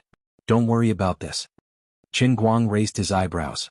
"Did that damn fatty take advantage of you?" Hu Ling's face stiffened. She looked at Qin Guang again and thought about the relationship between the two brothers. Finally, she leaned over to Qin Guang's ear and whispered, "It's okay. Your brother has a favor to ask now. I can bear with this little loss. It's nothing if I can get it done." "What's wrong?" Qin Guang suppressed his anger. Hu Ling whispered, "When I first came up, President Ma slapped my butt. Don't do anything rash." "The scumbag." Qin Guang's face instantly darkened. Hu Ling was shocked by him and quickly pressed down on his leg. "Don't be rash. Don't cause trouble for your brother. I've already endured it. Don't ask about this. Just eat your food." After taking a few deep breaths, Qin Guang grinned at President Ma, who was looking at him curiously. He then turned his face to Hu Ling and said with a fake smile, "Fine. It's your business anyway. Anyway, I can't be a businessman. I'm not learning." He really couldn't do it. If doing business required him to suffer like this, he really couldn't do it. Even though Zhu Jifa was dealing with a small printing factory and only wanted to borrow tens of thousands of yuan, he was only facing the president of a county-level branch of a commercial bank. With 200 million yuan in his hands, he might not need to be afraid of someone like President Ma when he entered the business world. However, there would definitely be bigger people waiting for him to curry favor with them. "I can't do this business. Anyway, I can't stand this." Qin Guang fiercely picked up a piece of Dongpo pork knuckle and stuffed it into his mouth. This time he didn't even want to wear his ears. After 3 rounds of drinking, Zhu Jifa finally couldn't hold it in anymore. At this moment, President Ma seemed to have drunk enough. He got up and said that he needed to go to the toilet. Zhu Jifa quickly followed him, thinking that this was an opportunity for him to talk. Seeing him like this, Qin Guang's heart was pounding. It was hard to be a human being, but it was even harder to be a businessman. He understood Zhu Jifa's character. Zhu Jifa was a hot-tempered person like him in the past, but now he had become like this. Perhaps he really needed money badly. It was not easy to find a relationship with President Ma. Even if the situation looked so bad now, he refused to give up this opportunity easily. After a while, the two of them returned. President Ma walked unsteadily in front while Zhu Jifa looked helpless behind the door. "President Ma, can we talk about this again?" President Ma, who was pushing the door open, suddenly stopped in his tracks. He narrowed his eyes and looked at Zhu Jifa coldly. "Xiao Zhu, we can talk about this later. Let's talk about it another day. Everyone is having a good time today, so let's not talk about business." Zhu Jifa's face stiffened. He was already cursing in his heart. "I was only inviting you alone, but you brought more than 10 people and cost me tens of thousands. Now you are telling me that we are not going to talk about business? Why did I invite you here if we are not going to talk about business?" But he forced a smile on his face. "That's right. Eat well and drink well. Let's talk about it another day." When the two of them entered, everyone on the table stopped their cups and looked at them. Qin Guang had also heard their conversation and wanted to slam the table as well. However, when he saw that Zhu Jifa had endured it, he felt that even if he had to endure it, he would continue to endure it. The two of them finally sat down. President Ma, who said he didn't want to talk about business, finally spoke again. He didn't try to hide anything. He said directly, "Xiao Zhu, I actually understand your situation very well. But the printing factory is not a new industry. It is not wrong to say that it is a sunset industry. Now the country does not have any plans to support it. In the first half of this year, our branch's business is also doing well. The loan quota is almost used up. This matter of yours is difficult to handle." She didn't expect him to say it out loud in front of so many people. His meaning was obvious. "I want to eat and drink for free, what can you do about it?" Chapter 335. Zhu Jifa panicked and stood up. "President Ma, this?" President Ma impatiently pressed his hand down. "Xiao Zhu, don't be anxious. I'll think of something later. Everything will go according to the proper procedures. As long as your company meets the lending standards, it's not impossible to talk about it." "All right, didn't I just say that we shouldn't talk about business at the table?" Let's eat first. What he meant was that this meal was not enough and he had to continue eating another day. Zhu Jifa was furious, but President Ma was his last hope. It was all his fault. He wanted to eat until he was fat, so he rushed out a lot of orders. Now he could not get a loan, could not get a new line, and could not complete it on time. If he lost money, he might even go bankrupt. If he took a step back and got a set of outdated and cheap equipment, it would cost at least a few million. On the other hand, it would be obsolete sooner or later. It would be a waste of money, and the production task might not be completed on time. Even if this matter could be settled through the proper procedures, it would still be dragged on by this man with the surname Ma. After wasting a few months, the factory would still be finished. Now he really could not do anything about this man with the surname Ma. There was no other way. After sitting down again, the young man next to Zhu Jifa continued to pull him to drink. This time, the young man was finally willing to reveal his identity. He moved closer to Zhu Jifa and whispered. It turned out that this guy was President Ma's nephew. He gestured for Zhu Jifa to go outside to talk with him. Zhu Jifa had been ignored for the whole meal. Seeing that he finally had a chance to talk, he hurriedly followed. Even if he was just a nephew sent by President Ma, it was convenient for him to talk about things that were not convenient for outsiders to hear. Chen Guang first looked at the fat President Ma, who was still happily bragging. He then looked at Zhu Jifa, who was excitedly following him out. Chen Guang frowned slightly. It was already such a lousy situation. That man with the surname Ma obviously did not want to do anything. Zhu Jifa was too anxious and blinded by lard. Maybe this guy asked Zhu Jifa to go out to take advantage of his anxiousness to ruthlessly cut him off first. Chen Guang said to Hu Ling that he was going to the toilet too and followed them out. He felt that he had learned Zhu Jifa's way of doing business. It was embarrassing for him to kneel down and beg others to do business. Anyway, he couldn't do it. Wasn't it just 10 million? I have 183 million in my UBS account that I have nowhere to spend. How could he watch Zhu Jifa, who wasn't even his biological brother, suffer like this? Even if touching this money would step on Lioli's tail, he couldn't ignore it. Although Lioli was rude and unreasonable, she still had to be reasonable. When Chen Guang followed Zhu Jifa outside, he wasn't in a rush to argue with Zhu Jifa. Instead, he hid in a corner and listened to what the two had to say. Although it would feel good to flip the table in front of everyone, there's no need to offend them. Chen Guang was someone who had no desires, but he wasn't representing himself at this moment. Since he was sitting here with Zhu Jifa, he was also representing his factory. Two people's whispers came from the other corner of the wall. As expected, that was what that guy was planning. The young man's tone indicated that the matter was difficult, but not impossible. Mr. Zhu, it's not that my uncle doesn't want to help you, but the current national policy is the same. It's not easy. Zhu Jifa nodded bitterly. I know it's not easy, so I asked Brother Deng to contact President Ma. I don't dare to say anything else, but although the printing factory is a sunset industry, I have a lot of orders. As long as I can get a loan, I promise I won't let the loan go bad. The young man moved his face closer. Mr. Zhu, I understand what you're saying, but my uncle has his difficulties too. Zhu Jifa grunted in response. He was extremely impatient, but he also understood why Bank Manager Ma kept his nephew by his side. If Bank Manager Ma has any difficulties, why don't you tell me? As long as I, Zhu Jifa, can help, I won't hesitate. The young man smiled and suddenly said mysteriously, My uncle is quite fond of jade artifacts. After saying that, he did not say anything else. Zhu Jifa was in a dilemma. Difficulties my *SS. I thought you're good at it, but you're still the same. It was not popular to give money directly. After all, money, no matter if it was transferred to an account or changed into cash and hidden somewhere, would eventually be exposed. Jade, calligraphy, and paintings were stylish and valuable, and could be exchanged for cash. Actually, Zhu Jifa would rather the other party ask for money. Jade was more troublesome. No matter how much money he asked for, it would not be more than 100,000. But when it came to jade, how could he take out anything less than 100,000?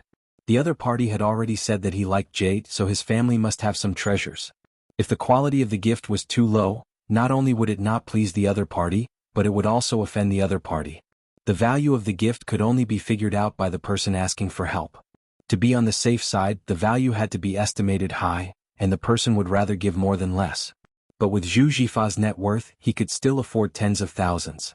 If it exceeded 100,000, it would be a serious problem. Even a factory worth 200,000 would not be able to operate smoothly. Obviously, it was not the first time the young man had done this on behalf of President Ma. He turned around and walked into the private room. Turning the corner, the young man saw Qin Guang, who had the same ugly expression. The young man could guess Qin Guang's mood at the moment. He snorted arrogantly and ignored Qin Guang. Zhu Jifa frowned and turned around. He saw Qin Guang's livid face and squeezed out a smile. He patted him on the shoulder and said softly, "I didn't expect it to be so difficult. It's embarrassing. Don't be impulsive and ruin things. If you're really angry, you can go back first. Don't worry, this little setback won't defeat me." Snorting through his nose, Qin Guang continued, "Who the hell are these people? Don't tell me you're really going to give that Ma guy hundreds of thousands of jade? Can't you tell? They don't have the attitude to help at all, okay?" Zhu Jifa shook his head. "They don't want to help because I didn't do my job well. Don't worry, it can be done." *CK. Was there a need to be so humble to please this kind of thing that ate people without spitting out the bones? Aren't you just short of money? How big of a deal is it? I have 10 million. Qin Guang finally said. But Zhu Jifa did not believe him at all. "Don't tease me. Okay, if you're angry, don't go in to eat. Walk around outside first. Today's meal is like this. It's all because of this mess. I really have money?" Seeing that he did not believe him, Qin Guang said anxiously. Zhu Jifa almost laughed. "Okay, I know you're trying to comfort me because you pity me, but this is nothing. How can it be worse than me being bullied by Lu Xiaohong? There are hundreds of people in the factory who depend on me to make a living. This money is really important. If I mess it up, it's all over. If your family collapses, I can't collapse. It's tough, but I can take it. If everything collapses, who can take it if the old man gets sick in the future? You don't know how upset I was when I found out your dad wanted to sell the house. Don't worry, watch me. Take care of him." With that, Zhu Jifa turned and walked into the private room. Qin Guang was so angry that his head was about to explode. Just as he was about to take out his UBS black card to teach this ignorant grandson a lesson, he had already closed the private room door. His meaning was obvious. "I'll take the brunt of this and you can stay in your ivory tower and be a university student." Chapter 336. Qin Guang was depressed for a while, thinking to himself, anyway, this meal is destined to be free. If he wants to embarrass himself, then let him embarrass himself first. When this group of grandsons surnamed Ma eat and drink enough and leave, then I will slap his face with the UBS black card. Let's see if this guy still thinks of me as a kid who hasn't graduated. Shameful, a racing god, a rich man of 200 million, was actually looked down upon by a good brother who grew up wearing the same underwear. You wait for me. Qin Guang really wanted to know when he really slapped 10 million in Zhu Jifa's face, what kind of expression this silly guy who always regarded him as a big brother would have. "I'll let you be so poor." Just as he was picturing that scene in his mind, his cell phone rang, and it turned out to be a call from Zhong Bai. Picking up the phone, Qin Guang was in a slightly irritable mood and asked hurriedly, "What's the matter?" On the other side of the phone, Zhong Bai still didn't know that Qin Guang had become a powder keg at this time, and only said cheerfully, "Sister Lu Fei just came back from abroad, and asked me to gather everyone together. I think, Brother Guang, you should have finished your exam, right? Why don't you come over when you have time? Sister Lu Fei said that you want to learn business, so let's talk together?" If it was another time, Qin Guang would really be interested in learning business with this group of people. After all, he had a deep understanding of Lu Fei's ability after chatting in Hong Kong last time. A person who could lose 500 million in a year was definitely very experienced. But today was really not the time. He was annoyed with Zhu Jifa's business methods, so how could he have the mood to learn? He was still waiting for Zhu Jifa to finish his work and slap 10 million in his face. "Not today, you guys are busy, I have something to do in the city." Qin Guang refused. Zhong Bai was about to speak, but Lu Fei grabbed his cell phone. "Enough, Zhong Bai, this silly guy can't even call a person. Qin Guang, where are you these days? Let's come to find you? Hospital." For some reason, Qin Guang felt his hands itch when he heard Lu Fei's voice. He would never admit that he harbored evil intentions, but during those days in Xiangjiang, he had been addicted to touching Lu Fei's body. Now that he suddenly heard this girl's voice after more than 10 days, why did his hands vaguely have an illusion, as if he had grabbed something again? On the other side, Zhong Bai and the others were already making a ruckus, vaguely shouting something. "Eat him. Sister Lu Fei, go. Rise. All of you shut up. There's nothing going on between me and Qin Guang. Don't spout nonsense." Luffy flew into a rage and the other side fell silent. Qin Guang smiled when he heard this. Lu Fei was also a tough woman. It seemed that Zhong Bai's request for him to go to their gathering to talk about business was a lie. Lu Fei really wanted to see him. She must have been the one who suggested it. It was just that she was shy at first, so she asked Zhong Bai to call her. He shook his head. There was no other way. As the invincible underground racing god, in the eyes of those who liked racing, he was so handsome that people could not extricate themselves. Lu Fei was also a weirdo. She was so rich and seemed to be quite good at doing business. She was such a mature and decent person, but why did she like racing? But this was also good, or else how could he take advantage of her? If he did not get to know this group of people, he would still be running the internet bitterly. He also did not have the money to treat his mother's illness. How could he be like now, with 200 million in his hands ready to act cool at any time? He really underestimated himself. It was hard to say about other things, but what he had done in Xiangjiang in the past 5 days was still a legend in the entire world's underground racing world. If he was willing to reveal his true identity as the racing god, not to mention Lu Fei, there would be at least a dozen foreign girls of similar status waiting to throw themselves into his arms. However, they might not have Lu Fei's natural and beautiful temperament. Qingguang, say something? Now that you don't race, you don't even want to see us? This is so sad. Lu Fei urged again. I don't mean that really. I'm in Hailing Pavilion now. I have something to do and can't leave. How about you go about your business first? When I'm done, I'll come to see you later. Oh, what a coincidence. We're nearby. Wait for us for a few minutes. What's wrong? You got rich and went to Hailing Pavilion to be corrupt? That restaurant is boring. I'll take you to eat better private dishes another day. Wait for us. After asking for the name of Qingguang's private room, Lu Fei hung up the phone with a snap. She was burning with anxiety. Qingguang did not have time to explain that he followed others to be a foil. He thought to himself, forget it, come if you want. At that time, I'll let this group of people meet Zhu Jifa and let them throw out the stack of business cards that scared Dong Tao. With Zhu Jifa's character who wants to kneel on the spot. Qingguang patted his head and thought of this. He could not help but start to giggle. Thinking about how Zhu Jifa was still bitterly sucking up to that guy with the surname Ma, Qingguang wanted to know how much he would regret it later. The real sugar daddy is right in front of you. It's me, the big brother that you treat as a little kid. If Qingguang completely relied on his own temper, whoever dared to treat him like a fool like President Ma, he would definitely be slapped in the face. Who the hell dilly-dallying with you? Now that he knew that reinforcements would arrive soon, the unhappiness in Qingguang's heart quickly dissipated. After thinking about it, he decided to return to the private room and sit down. He had not eaten his fill yet. Therefore he pushed the door open and went in. This time he was determined to ignore everything and planned to eat in silence. In the end, Qingguang found that his seat was occupied by someone else. It was none other than the damn fatty President Ma. Zhu Jifa was already 70 to 80% drunk by President Ma's nephew. He was a little delirious. President Ma's nephew was obviously experienced. He was a fighter in the drinking arena. When Qingguang turned his head to look, he suddenly felt blood rushing to his head. *CKU. Isn't it enough for you to take advantage of me?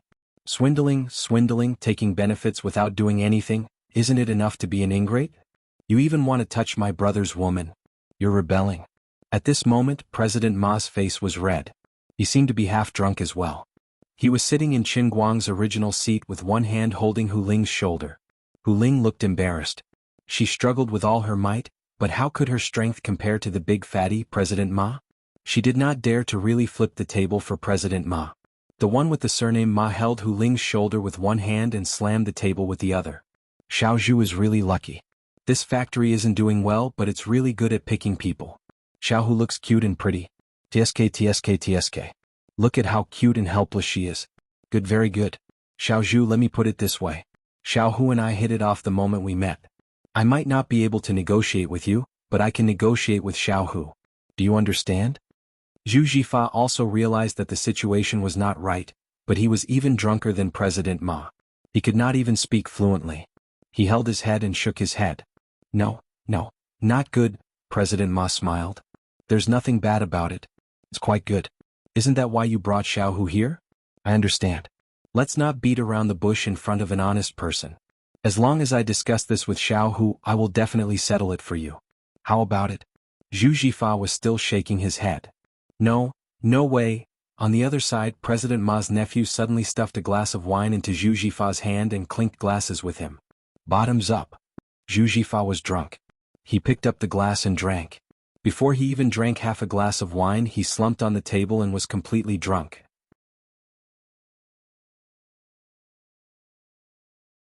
Chapter 337. On the other side, when President Ma saw that Zhu Jifa had finally collapsed, he turned his head and laughed at Hu Ling. His breath reeked of alcohol and he became even more unscrupulous. This grandson smiled and moved his face closer to Hu Ling. He held a cup in his hand and shoved it into Hu Ling's mouth. He said, "Little Hu, you're little Zhu's right-hand man. Come, little Hu, drink this cup. When you're done drinking, we'll have a good chat.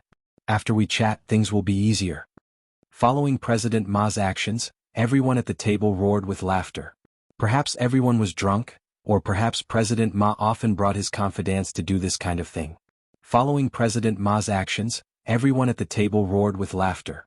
Perhaps everyone was drunk, or perhaps President Ma often brought his confidants to do this kind of thing. For a moment, the large private room was filled with the smell of demons dancing in a frenzy. Hu Ling had never encountered this kind of situation before, so she stiffened her neck and dodged to the side. President Ma suddenly became annoyed and slammed the cup on the table. The expensive Moutai splashed out like water, splashing all over Hu Ling's body. "I'm giving you face, but you don't want it. I'll say it here. If you accompany me to drink and chat to your heart's content today, we can talk about the loan, but if you insist on putting on airs like this, then don't blame me. I, Ma Senlin, at least have some face in the 5 capital financial circle. Your President Zhu can forget about getting a single cent from our system in the future." Hu Ling's face turned pale in fear. She looked at Zhu Jifa for help, but he was already lying on the table and snoring loudly. This sounds like a long time, but from the time Qin Guang opened the door to the time he walked behind President Ma, it was only a dozen seconds. The raging anger rushed from his heels to the top of his head. He could see through the man with the surname Ma at a glance. This B** didn't want to do anything for Zhu Jifa at all. Not only did he not want to do anything, but he also deliberately got Zhu Jifa drunk and went crazy with the help of the alcohol. He wanted to eat Hu Ling clean. If he wasn't here today, perhaps old Zhu would really have a big fall this time. Don't look at how cowardly he was right now. If Hu Ling really suffered a loss, he really was the kind of person who dared to go in with a white knife and come out with a red one. Fine, since I'm here today, I'll help him stab the knife in first. This group of crazed fellows did not notice that Qin Guang had gradually walked behind Ma Senlin. Hu Ling was so scared by Ma Senlin that she almost cried. Her mind was blank and she didn't know what to do. If she had waited until tomorrow to talk to Brother Deng and understand President Ma's character, she would not even appear at this table. Even if Ma Senlin really wanted to give a woman to Ma Senlin, it would not be her. Ma Senlin could just spend money to hire a PR person. She really liked Zhu Jifa. She didn't want to see Zhu Jifa miss the opportunity and cause the factory to collapse. She had a weak personality and was worried that her resistance would completely offend Ma Senlin. Right now she was in a dilemma. Seeing that he had successfully subdued her, Ma Senlin grinned. "That's right. Oh, little Hu, your body is really..." As he spoke, he really reached out his hand towards Hu Ling's chest. Hu Ling desperately tried to push his hand away, but the president once again put on a straight face. "Xiao Hu, you better think it through." Hu Ling did not dare to move. Ma Senlin's demonic claws were getting closer and closer. The other people sitting at the table were also sizing up the two of them with mocking gazes. Clearly, this wasn't the first time Ma Senlin had done this in front of this group of people. However, he did not succeed in the end because Qin Guang grabbed his hair from behind and pulled it back. F***CKU, you piece of SH**T. I've seen a lot of SH**TTY people, but I've never seen someone as F***King SH**TY as you. Qin Guang angrily attacked. He did not think about controlling his strength at all. He used all his strength on Ma Senlin's hair and instantly flipped this fat man who weighed at least 180 kilograms to the ground. A bunch of his hair was pulled out. Ma Senlin screamed and fell on his back. The back of his head hit the hard floor tiles and he held his head and howled. Qin Guang held Hu Ling's shoulder, who was completely shocked by the sudden turn of events. He did not want her to fall down because of Ma Senlin. "Hu Ling, it's not appropriate for me to call you sister-in-law, but I can't stand it anymore. Brother Fa is drunk, so I'm the only one who can handle this." As Qin Guang spoke, he kicked Ma Senlin's abdomen, who was slowly crawling up, causing the fatty to cry out before he hugged his abdomen and squatted down. Everything happened too fast. The people that Ma Senlin brought with him did not understand what was going on. Ma Senlin's nephew moved the fastest. He stood up from his chair and rushed towards Qin Guang with a wine bottle in his hand. He cursed.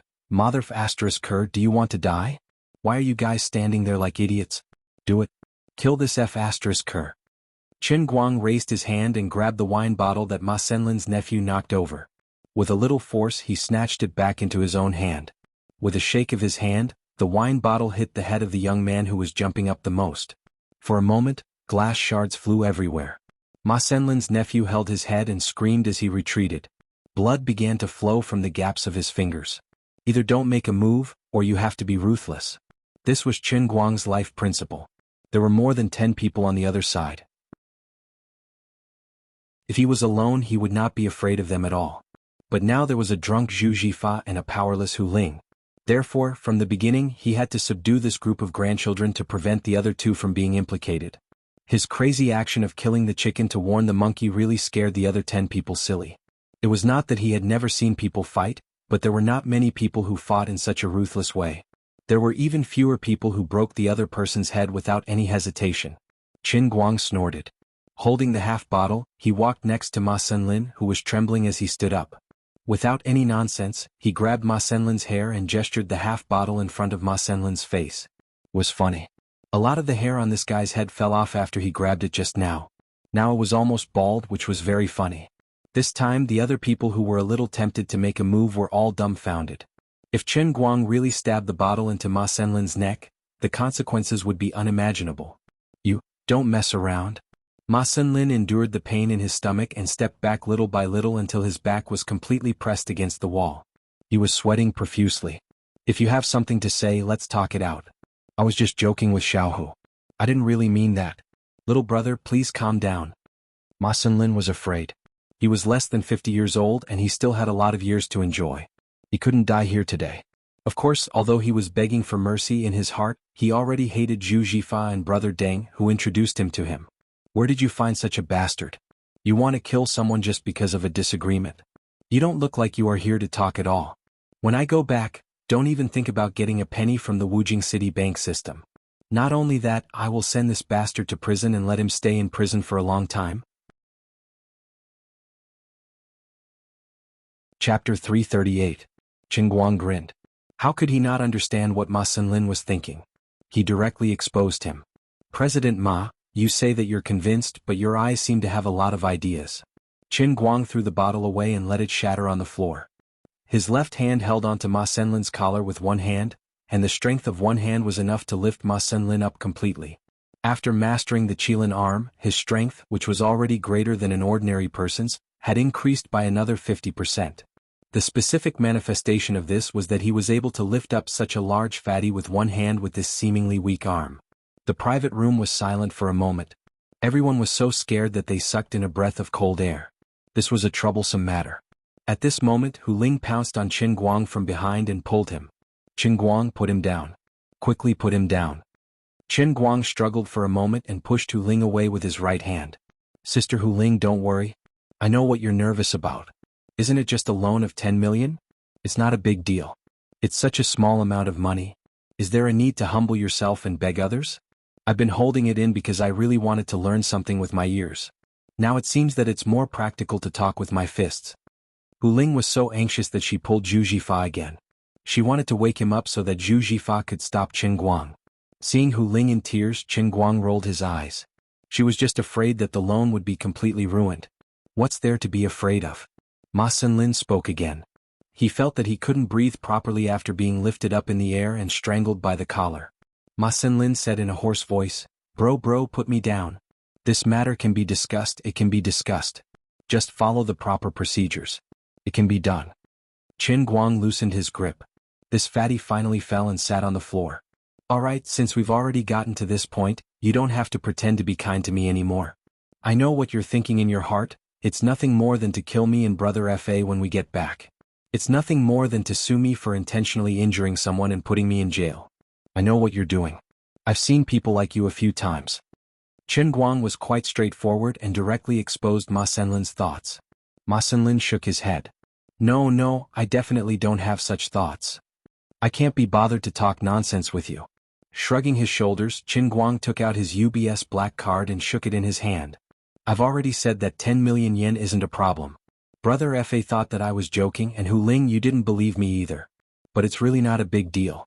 Hu Ling was still a little confused, but Ma Senlin was an insider. He recognized the uniqueness of the card in Qin Guang's hand at a glance. Not to mention the number of people who could make this card, they could indeed take out 10 million. Seeing Hu Ling's blank face, Qin Guang felt a slight pain in his balls. Big sister, why don't you know this? You made me fail to show off. He simply pulled Ma Senlin over. President Ma, help me explain this card to Sister Hu Ling. Ma Senlin was almost disgusted by Qin Guang's appearance as a nouveau riche. However, this nouveau riche was too good at fighting. A wise man knows better than to fight when the odds are against him. Ma Senlin could only bite the bullet and explain to Hu Ling. As he explained, he stared at his nephew who was squatting in the corner. Thank God, the blood on the kid's forehead had stopped. When Qin Guang knocked the kid's head, although he was angry, his action was too fast and too ruthless. The bottle only broke on the kid's forehead and then retracted. It didn't really cut the kid's forehead. Otherwise, someone would really die today. Hu Ling didn't understand, but after listening to Ma Senlin's shaky explanation, she understood. Zhu Jifa's little brother, Qin Guang, was really awesome now. Brother, since there's no need for a loan, are we just going to let this matter go? Then can we leave first? My nephew's injuries are quite serious.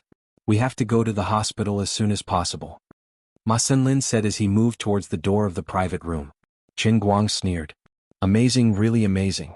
I've always heard that some people in this world can hide their thoughts in their hearts and no one can see through them. President Ma, you've really broadened my horizons.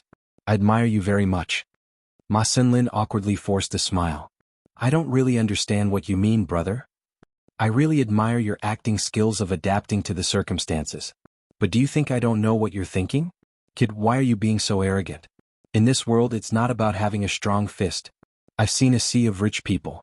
Now that the situation is stronger than you, you'll regret it later if I let you be cocky, right?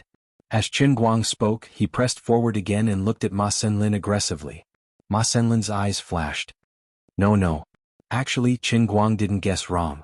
Although UBS black card users had some status, his card wasn't the scariest 10 billion gold card of UBS. His status in the country was basically the same level as an American Express black card. The lowest standard was China Merchants Bank. As long as a person's personal assets reached 20 million, they could grit their teeth and get it. Ma Senlin was the president of a county branch of Dongchong Commercial Bank, and he was also the manager of a large industrial county. He usually greeted the big entrepreneurs in the county, and a UBS black card couldn't scare him off.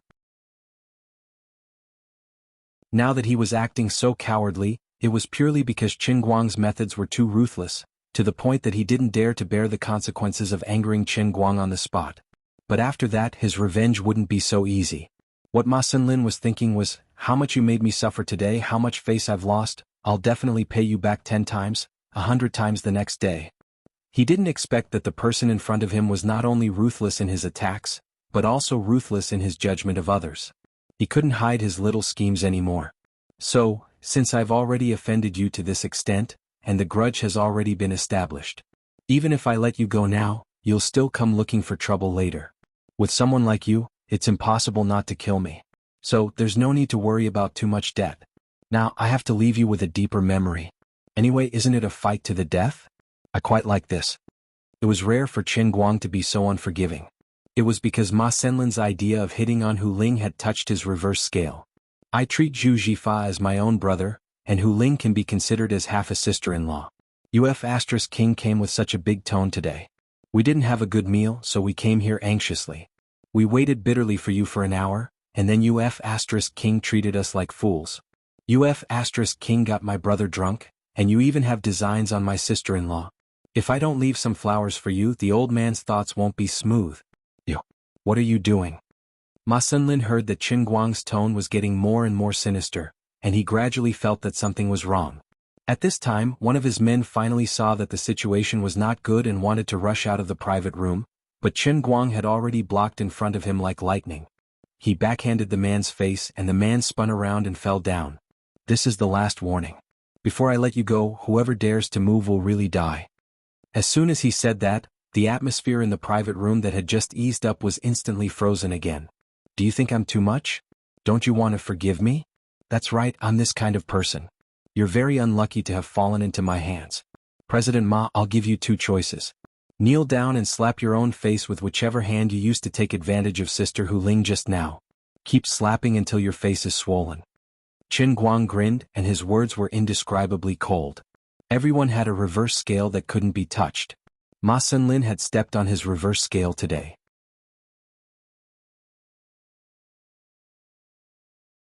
Chapter 339. Don't go too far. Ma Senlin was originally full of anger. He was waiting to escape from here before looking for an opportunity to retaliate. He didn't expect this brat to become more and more ruthless.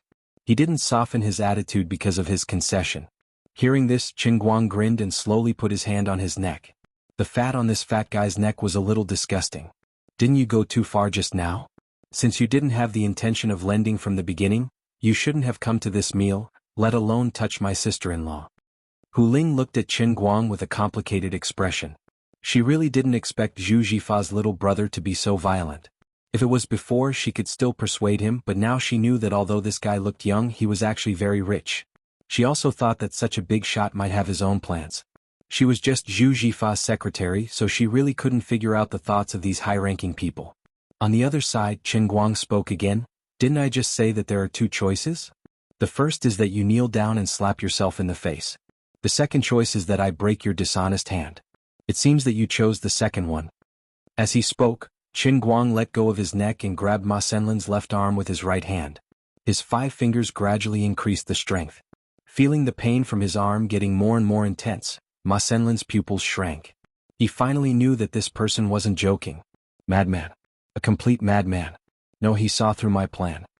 He knew that even if he let me go, I wouldn't give up easily. *CK.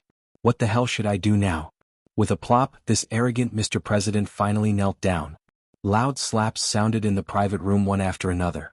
Qin Guang stood by the side with his hands crossed and looked at this person coldly. Ma Senlin thought it through. Compared to breaking his hand, it was easier to slap his face swollen.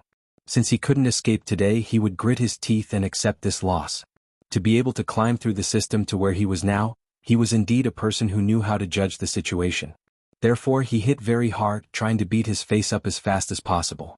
He just wanted to leave this place as soon as possible. Hu Ling didn't expect that the meal would end up like this.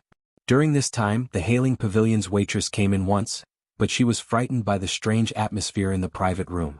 The fat man kneeling on the ground and constantly slapping himself made her think that this was a scene of a gangster boss punishing his underlings. She shrank her neck and ran away, ignoring the pleading eyes of Ma Senlin's subordinates. Ma Senlin was originally very fat, and it was not easy to beat him until he looked swollen, but he finally did it. It took him a whole 5 minutes and the inside of his mouth was almost rotten. Bro, are you done? I'm really convinced. Half of Ma Senlin's face was swollen, and his left eye could hardly open. He raised his head and looked at Qin Guang, and a trace of blood flowed from the corner of his mouth. Qin Guang waved his hand impatiently.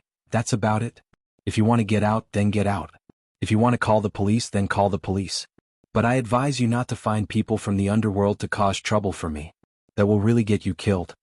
Ma Senlin responded vaguely, I don't dare, I absolutely don't dare. Then he decisively got up and planned to go outside. Before he had time to open the door, the private room's door was suddenly opened again. It was Lu Fei who walked in first. Lu Fei was very quick-witted. The moment she entered the door, she felt that the atmosphere was not right. She looked at Ma Senlin, whose face was swollen like a bun, and another group of bank staff who were shrinking their necks and planning to run away. Then she looked at Qin Guang, who had not had time to retract his pretentious expression. She instantly understood. You didn't get what you wanted, so you beat him up? Lu Fei asked straightforwardly, right in front of Ma Senlin. Qin Guang shrugged. He had beaten Zhu Jifa up, and his anger had also dissipated. He just needed to wait for Zhu Jifa to sober up, and then he would slap the UBS black card on his face to let this guy know how stupid he was. He was in a good mood, something like that. He deserved to be beaten up, so I beat him up. When saying this, Qin Guang suddenly thought of the scene when Zhong Bai and the others smashed Dong Tao's car. They were probably as overbearing as he was now. They smashed your car, threw you a business card and asked you to pay for it, but you didn't dare. However, Qin Guang did not have the slightest intention to pay for Ma Senlin. Ma Senlin also looked at Lu Fei blankly with a blank face. He knew the Missy of the Lu family. He had seen her from afar, but he didn't even have the qualifications to go up and talk to her. She was definitely not someone that he, as the president of a county branch of a commercial bank, could afford to offend. In a normal sense, running a business required people in the banking system, but when the scale and power of the Liu family reached the level of tyrannical power, the relationship between them was not in the normal sense. Not to mention other things, just based on the influence of the Liu family in Sichuan province, one word from them and Ma Senlin's career prospects would basically be bleak, and he might not be able to keep his backing. Behind him, Zhong Bai and Wang Qing had already rolled up their sleeves and rushed inside. Zhong Bai was very excited. What's wrong? Brother Guang fought with someone? Great. Where is he? Where is he? Where is he? Seeing Zhong Bai again, Ma Senlin's heart thumped again. The young master of Huangxiang Corporation was also here. This situation didn't seem right. He called this young man Brother Guang? Called him brother? Why did he look like he was a lackey? Wang Qing was worthy of being Wang Guixiong's son. He had already squeezed to the front silently with his hands behind his back, probably hiding something. Wang Qing had already seen Qin Guang's godlike feat in the Xiangjiang car gambling competition. He saw with his own eyes that he used his GTR to step on the heads of all the car kings in the world, becoming a legend of a generation, and fulfilling his highest dream of racing. Even though he no longer raced, every time he saw the live broadcast videos brought back by Liu Fei, Wang Qing still felt his scalp tingling and his blood boiling.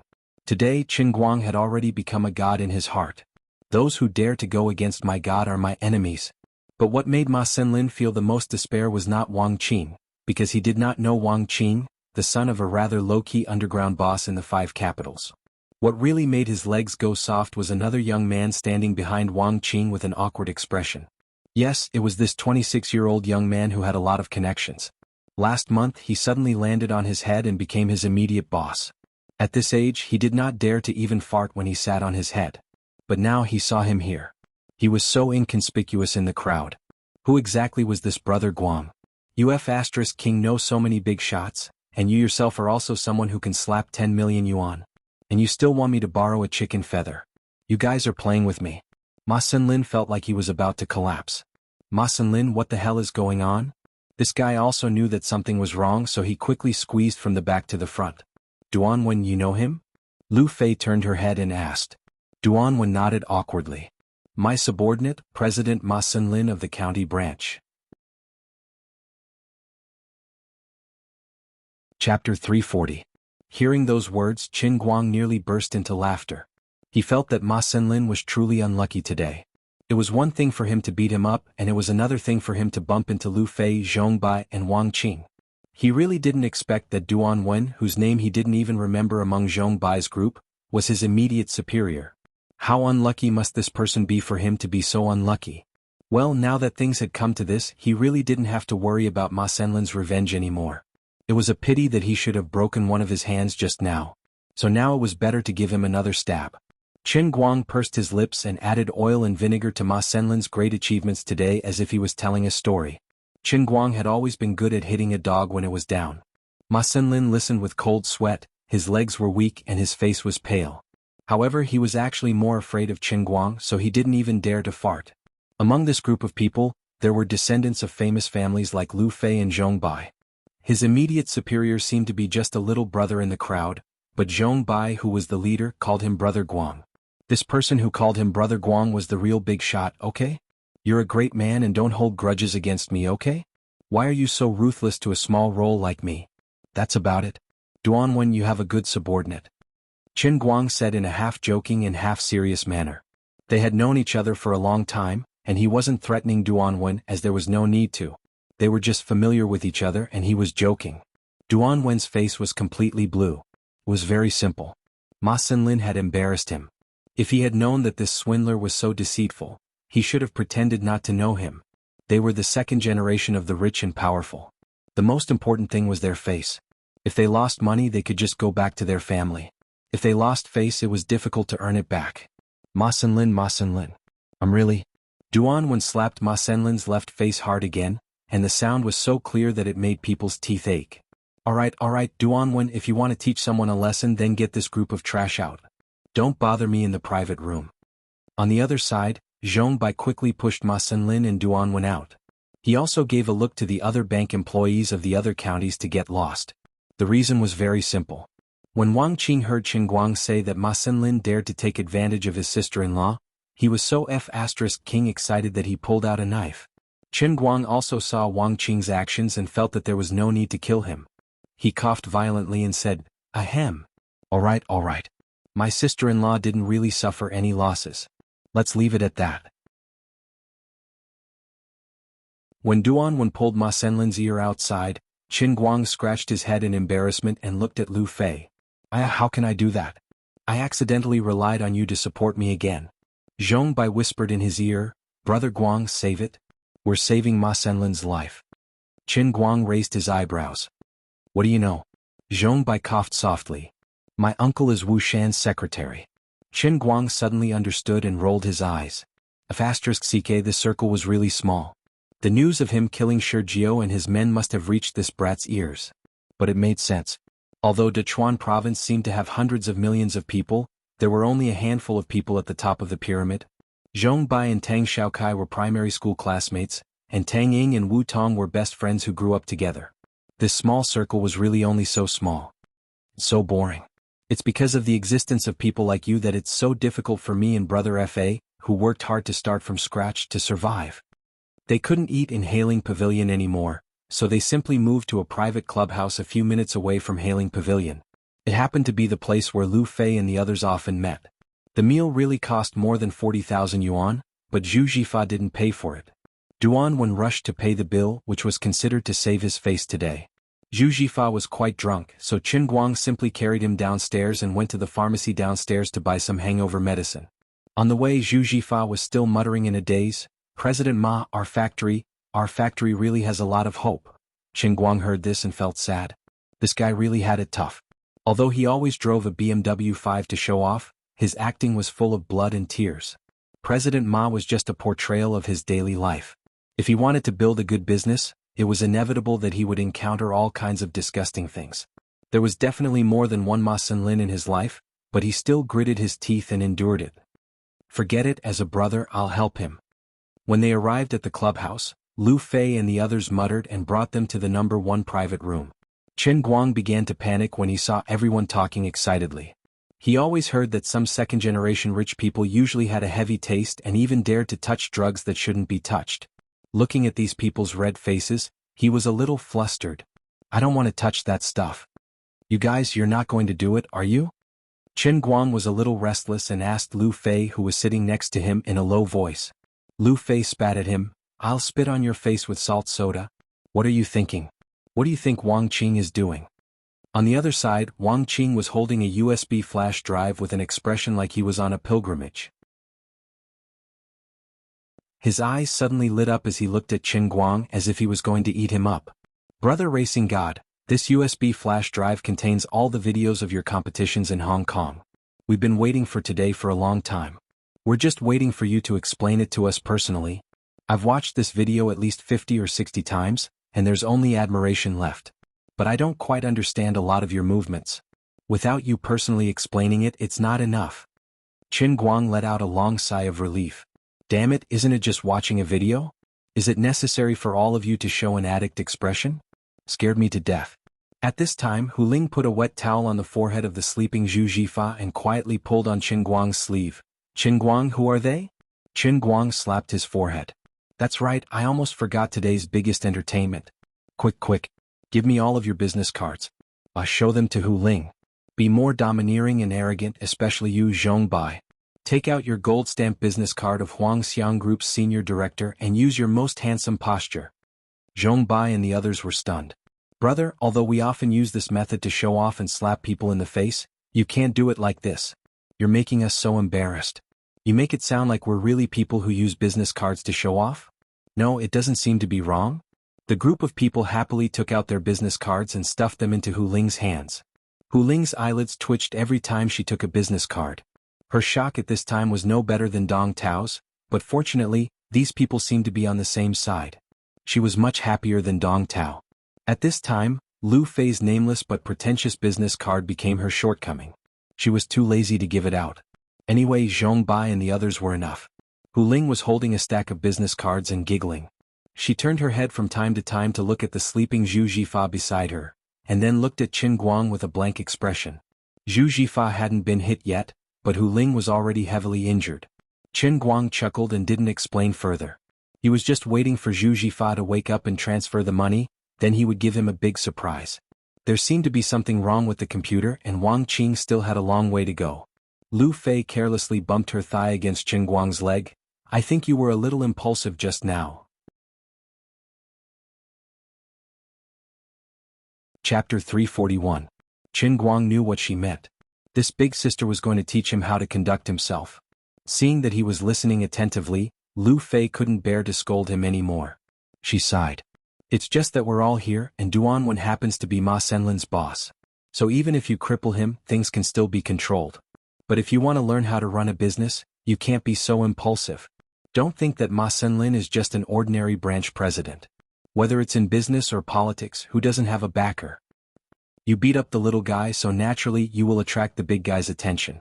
If you hit him because of a disagreement, it will make it difficult for you to move forward. You have to calm down in the future. Lu Fei was afraid that he would get impatient. I'm doing this for your own good. Coincidentally, Ma Senlin's backer is Duan Wen. If it were someone else, it would not have been so easy to resolve. Qin Guang shrugged. I know you're doing this for my own good. I understand the logic, so I held it in for Brother Fa's sake. Everything else is fine, but he wanted to touch Sister Hu Ling. I can't stand it. I'll do the same thing again. That won't do. You can't just kill him on the spot. What if he comes back to take revenge? Lu Fei saw that he did not take any warning and felt helpless.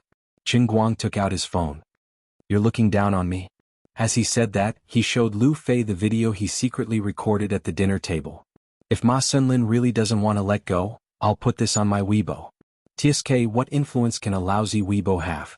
Lu Fei rolled her eyes in disdain, but she felt more at ease. Qin Guang was not as impulsive as he looked. He did things methodically. He secretly recorded the video and had evidence. Although Ma Senlin worked for a commercial bank, he might not be able to handle this kind of scandal. Qin Guang chuckled. You don't understand. I'm going to become an internet celebrity soon. My Weibo is not lousy. Internet celebrity my ass. Lu Fei's face was full of contempt.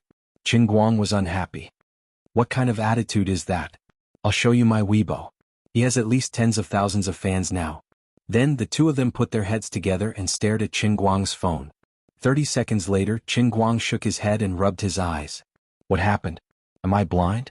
If he remembered correctly, when he uploaded the video today, he only had around 1,000 fans at most. Even with Jin Shuiwei and Jiang Ye's reposts, it had been a few hours now, so he only had around 10,000 fans at most. What the F***ck?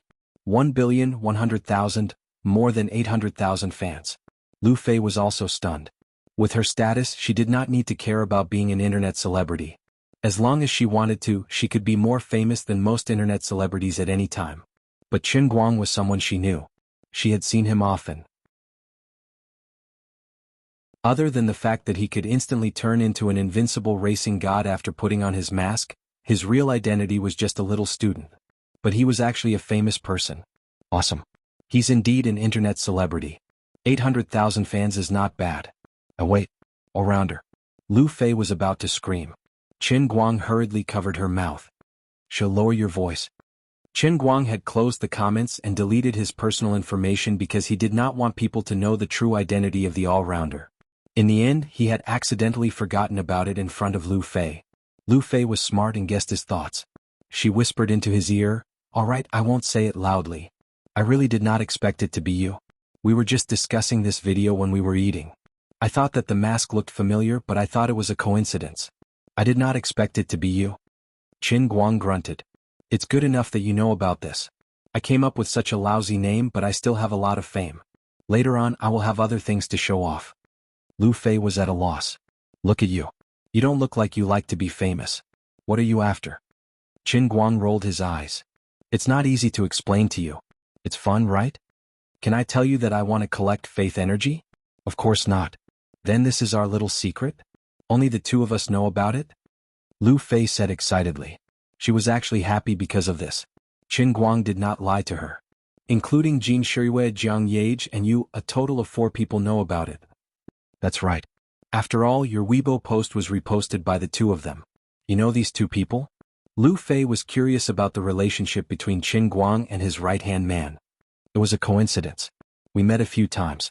We're friends, I guess. Qin Guang said indifferently. Lu Fei suddenly put her hand on his shoulder. Then, is your relationship with your right-hand man better or mine better? Qin Guang was burning with Lu Fei's touch. My relationship with you is better. Much better. Lu Fei was satisfied. At least you have a conscience. By the way, I told you to work for me last time. Come over during the summer vacation and be my sweetheart. I'll show you how I do business. It's totally different from your brother's small business. I guarantee that you'll learn something from it. Qin Guang was a little tempted, but he had other plans for this summer vacation, so he did not plan to follow Lu Fei around for the time being. Moreover, he was about to get 10 million from Lioli, and he would have to dig out at least a few million from his Dota team. This woman seemed to have not recovered from the pain of being blown up into an African, but it was better not to provoke her, right? More than 100 million yuan in cash was in his account, but it was not his. It was quite a bitter feeling. Let's put this aside for now. There are quite a lot of things to do during the summer vacation. Sure. Anyway, let me know when you're interested. I have no problem with it. Lu Fei was not angry at Qin Guang's rejection. On the other side, Wang Qing was finally done. This guy was quite creative. He actually re-edited the video and made it look like a documentary. The opening scene was accompanied by blood-boiling background music, and there were even special effects added to the scene. It looked especially cool. He put the microphone in Qin Guang's hand and said regretfully, "It's a pity that this video can't be shown outside, or it will cause a sensation. Save it. I don't want to be blacklisted by the traffic police. And I don't want to be challenged by street racers who jump out of nowhere all day long." Qin Guang was not interested in what Wang Qing said at all. Anyway, the statue of the racing god training ground had already been erected, so it was useless to make it more famous. He did not care about anything else at all. However, it was quite a unique feeling to watch his 5 days in Hong Kong from beginning to end again. Since everyone wanted to hear it, he might as well explain it to them. Chapter 342. From his point of view, watching his performance in the 5 days of the racing competition again was actually quite a good feeling. Especially when he was bragging, the group of senior directors of Huangxiang Group, the president and general manager of the subsidiary of Lu's Chemical Industry, the director of the business department of Dongchong Trading Company, these young big shots, who others had to stretch their necks and look up to, all stared at him as if he was a god. Those pairs of eyes were full of worship and infatuation. It was a great feeling. Please don't stop. Here I chose inertial drift. You guys know inertial drift, right? Finding a key point, Qin Guang began to explain. Even though the group of people had seen this video countless times, it was different with Qin Guang's commentary in person. This tasted strong. Brother Racing God, tell me here, it's that time when you flew. How did you dare to fly? Did you accurately calculate the distance before you took off? The good student Zhong Bai called him Brother Racing God again. Qin Guang smiled confidently and flipped his hair, looking especially elegant and handsome. Calculate my ass, I didn't have time to calculate, I'm not AF * king computer. Just rely on feeling. Intuition. That's the most trustworthy partner of the best racer. Intuition. The group of racing fans only felt that Brother Racing God was really cool at this moment. It wasn't that they hadn't seen the world, in fact they had seen a lot of the world, but in the field of racing that they loved the most, standing in front of them was the world's god. In the flesh, no discount. This was the man who left an unsurpassable average speed record of 175.99 on the mountain track. This was the strongest racing god in history. Anyway, I'll tell you the truth, my driving skills can't be replicated. I didn't expect you to learn it when I taught you once. Wang Qing might have some talent, but he's still far from it. Qin Guang pointed at Wang Qing. If you want to learn my skills, you have to be prepared to die 95 times. Fortunately, Wang Qing didn't have any major accidents, thank God. Wang Qing scratched his head in embarrassment. So, I don't care if you still want to race in the future. Anyway, from my personal point of view, I hope you can treat this as a hobby. You don't have to risk your lives to race. Anyway, you won't be able to catch up to me in your lifetime. Qin Guang also knew that he wasn't in a position to lecture these people. Even if he did, they might not listen to him. So, he simply mentioned it, which was considered as a perfect ending to his lively class today. Wang Qing, who had suffered a great loss before, was the first to nod. I said at the time that I wouldn't act up again. Now I'm just fascinated, but not by myself. Just like football fans who like to watch football, they don't necessarily need to know how to play. The others also nodded in agreement. It seemed that the incident with Wang Qing had indeed awakened these people. It's good that you're not showing off. Last time I almost got torn apart by Wang Qing's father. Don't do it again. My heart won't be able to take it. Qin Guang teased. Hu Ling didn't dare to interrupt from the beginning to the end. She could only tidy up Zhu Jifa in the corner while foolishly watching Qin Guang. She almost suspected that the identities printed on these people's business cards were bullshit. How could there be such a boss, such a bank director? What is this place? Zhu Jifa woke up in a daze. He mumbled. This poor brother Fa finally got rid of the alcohol in his stomach with the help of the anti-hangover medicine. On the other side, Qin Guang had just finished showing off and quickly came over. Brother Fa, you're awake? Come, drink some tea and clear your head. Zhu Jifa sat up with Hu Ling's help. He took the Tai Guanyin tea from Qin Guang and took a big gulp. Then he looked around and said in confusion, "What's going on? Where's President Ma? Is he still thinking about that grandson?" Qin Guang curled his lips. "These are my friends. That grandson Ma beat me up and ran away." Ah. Zhu Jifa's eyes widened. He looked at Qin Guang in a daze for a long time. There was a hint of anger in his eyes, but he gradually calmed down. He first sighed. "Sigh, I shouldn't have brought you here. You can't take this kind of humiliation." Qin Guang thought he would scold him. He didn't expect this brother to quickly swing his hand and said fiercely, "Damn it. If I beat him up, then I beat him up." How badly did he beat him up? Does this count as a death grudge? If it's a death grudge, I'll find someone to send him on his way. The one who strikes first has the advantage. The one who strikes later will suffer. Zhu Jifa decided to go all out. Lu Fei, Zhong Bai, and the others who had been giving Qin Guang some space, were also quietly sizing up this brother that Qin Guang respected. Because of the previous incident, they originally looked down on the cowardly Zhu Jifa. Although they didn't hear what he was muttering, Lu Fei and the others who were very knowledgeable, had already guessed his plan from his expression. They couldn't help but look at this person in a new light. Qin Guang was also stunned. This brother was not the same as his impression of brother Fa. At least he was different from the past 2 years. Had this guy finally returned to his true self from when he was young and insensible and had fought with her fiercely and fiercely? This time I dragged you down because of me. If it was just me, I could bear it. But now that you beat him up, the grudge has been formed. There's no retreat, so I won't retreat. Qin Guang gritted his teeth. Anyway, he was beaten up pretty badly. His face is swollen, but there's a reason for it. Immediately, Qin Guang told Zhu Jifa what he saw and heard before the fight, but this time he didn't exaggerate. After all, Hu Ling didn't really suffer any losses. As expected, this brother exploded when he heard it. He jumped up violently and was about to call his hometown to pull him up. Hu Ling and Qin Guang hurriedly stopped him. After a while he finally calmed down. Zhu Jifa also gradually calmed down. He fiercely slapped his own face. *CK. I'm not a man. How could I let my woman suffer like this? Qin Guang comforted him. It's okay. You're a man. This time it was purely an accident. Who would have thought that Ma Senlin was that kind of person? We brothers don't say anything else. This time, fortunately, we have you. You did the right thing. Otherwise, I would have to die with his family. Zhu Jifa sighed. It's a pity that things have turned out like this. There's no hope of getting a loan. Forget it. If the factory collapses, then so be it. It doesn't matter what I do. You said that using miting to open the internet can't make money, right? Then I'll change to a car with lower gas mileage and come to Wujing to drive with you. All right, save it. Sister Hu Ling, hurry up and show these brothers' business cards to brother Fa. Look at him when he's driving, how can he open the internet? Qin Guang chuckled and gave Hu Ling a look. Zhu Jifa's face was blank until he saw the business card that Hu Ling gave him. His eyes were even more blank. Zhong Bai and the others gave enough face to Qin Guang. Every time Zhu Jifa saw a business card, he would come up and say hello to him. Every time he said hello, Zhu Jifa's little heart would beat faster. The more business people were in, the more they understood what the information on these people's business cards represented.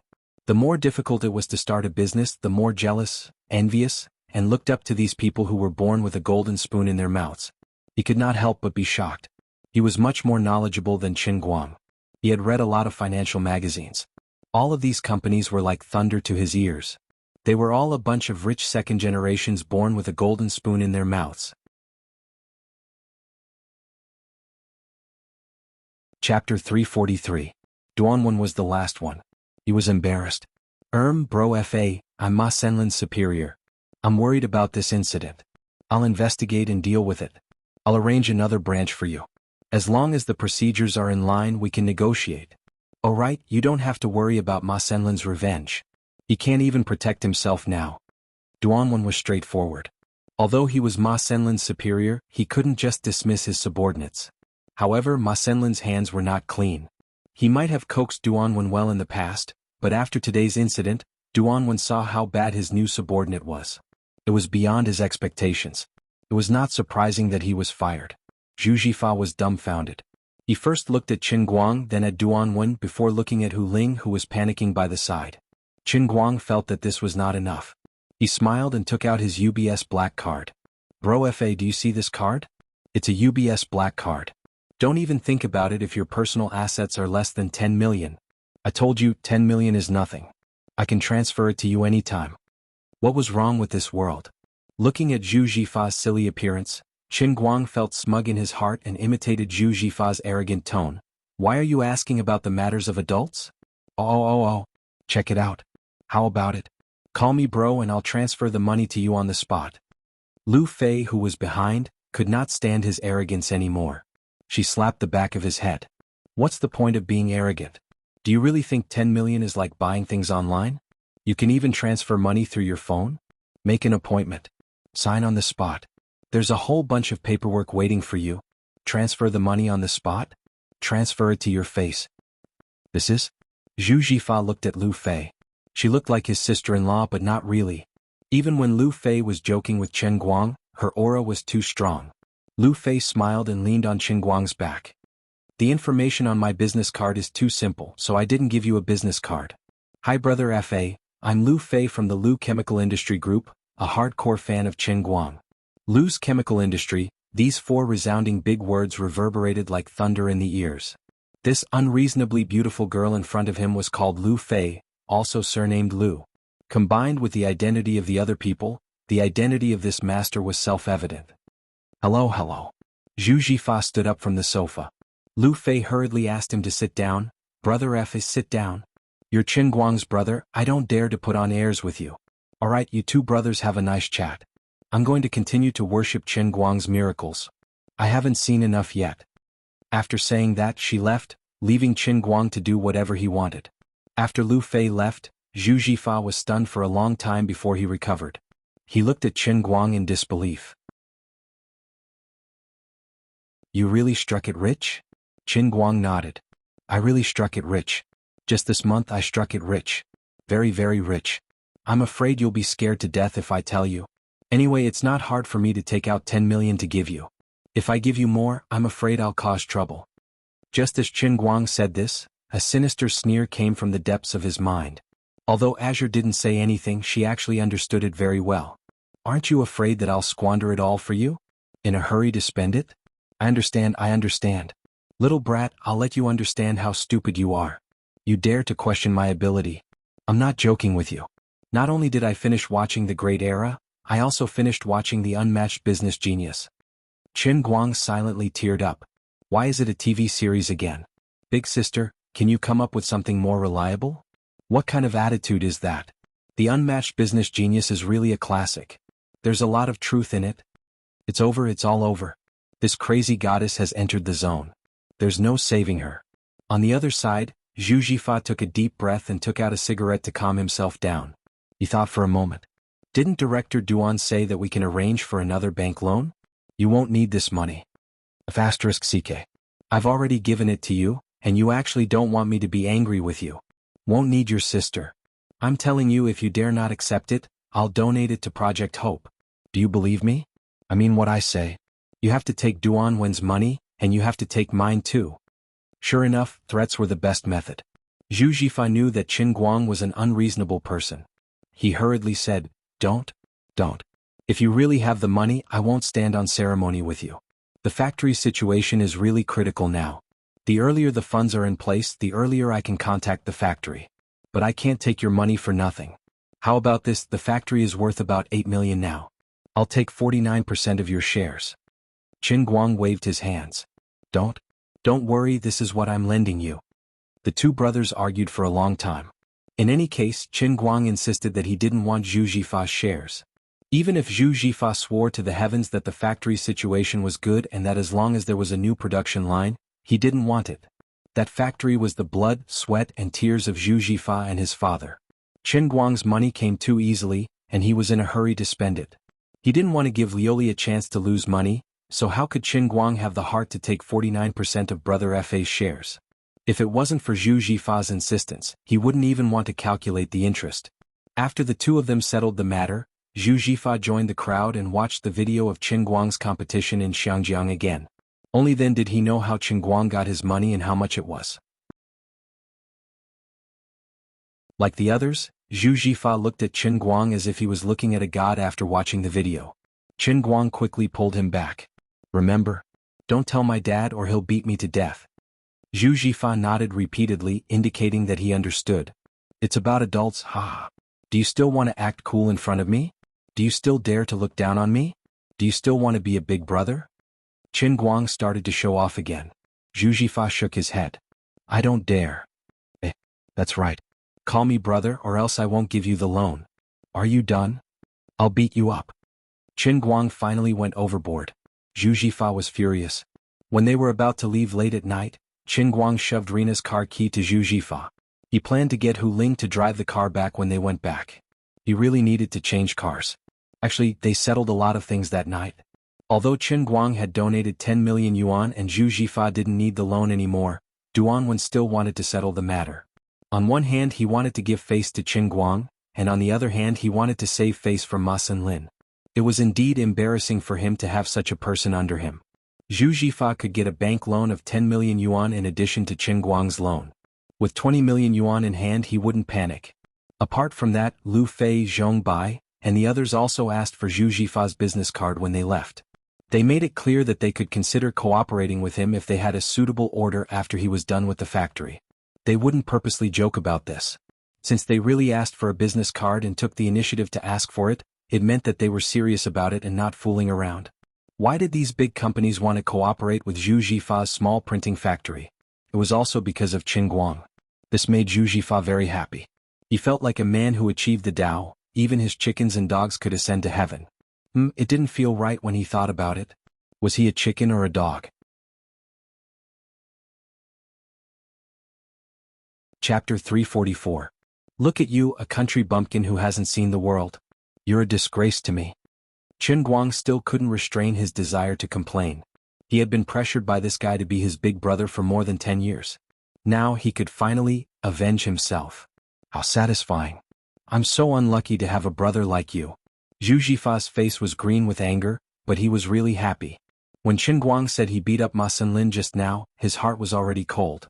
He really planned to run the internet with his brother, but he didn't expect Chen Guang to be so successful all of a sudden. Spring had suddenly fallen from the sky for his family of people who had suffered so much. I underestimated you. Zhu Jifa sighed. Alright, you can slowly experience your brother's awesomeness. I'll be going first. Chen Guang waved goodbye to Zhu Jifa and got into Lu Fei's car. In fact, he felt that his biggest gain today was spending the 10 million yuan. On the surface, it seemed like he was simply giving money to Zhu Jifa. However, that was not the case. With the relationship between the two brothers, Zhu Jifa wanted to expand production because there were too many orders. Now he had even hugged a lot of golden thighs in one go.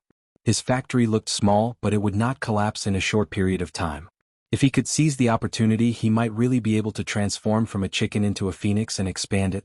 Therefore, when Luli had her eyes on the money in the UBS, he transferred the 10 million yuan to Zhu Jifa and let him use it to build a factory. Not only did he not spend money, but he also made money. He saved 10 million yuan from Luli. This feeling was as good as making money. If his little trick hadn't been discovered by Luli, Chen Guang would really dare to give away 50 million yuan, let alone 10 million yuan. Unfortunately, he could only think about it. Zhu Jifa was also very excited. Although he didn't know what happened to Chen Guang, it was said that a scholar who had been away for 3 days must be treated differently. This time he met this brother of iron underpants who grew up with him again. He hadn't changed and the feeling of the two brothers together was still the same. But his status was completely different from what it had been in the past. Not to mention the friends he had made in the 5 capitals, just his UBS black card alone could explain too many problems. After watching Wang Qing's documentary, Zhu Jifa understood that Chen Guang's money had not come easily. He had risked his life to earn it. In fact, he was wrong. Everyone thought that Qin Guang's countless actions during the race were extremely thrilling. Only Qin Guang himself did not take it seriously. You mortals can't understand the realm of gods. Little Light is really different from before. I've underestimated him. Sitting in the passenger seat, Zhu Jifa muttered. Hu Ling, on the other hand, was much calmer than Zhu Jifa when she drove. She giggled and said, "That's right. Thinking about how you always look down on him, I think you're really stupid. Look, a loan of 10 million is such a big deal, but his friend solved it with just a word. He even rushed to pay for such an expensive table of food. How embarrassed we are." Zhu Jifa chuckled. "Yes, I'm really stupid. I was still pointing at others. Actually, my own brother is my savior. He told me long ago that he had money, but I didn't believe him. When Uncle Qin returns to the county, I'll still secretly transfer 40% of the shares to him." Hu Ling was puzzled. "What? Didn't he say that he didn't want it?" Zhu Jifa shook his head and said firmly, "Why should I just accept it when he says he doesn't want it? I'm the elder brother after all. How can I take advantage of my younger brother like this? Let me tell you, our factory is going to be rich. I'll go back and work hard. In the future, when it gets big, I won't let him down. I know him. He's hot-tempered and impatient. He's not suitable for business. He can live a poor life, but when he's rich, he's a spendthrift. He doesn't use his brain when doing business. Don't look at how he's almost 200 million now. He's extremely rich, but who knows when he'll squander it all. I'll give the shares to Uncle Chen. If he goes overboard, I'll be his last resort. It's a pity that Uncle Chen hasn't paid off his debt with the court. It's quite troublesome. If it really doesn't work, I'll transfer the shares to Qin Guang's uncle first. Anyway, it's always been like this." Hu Ling didn't respond to him.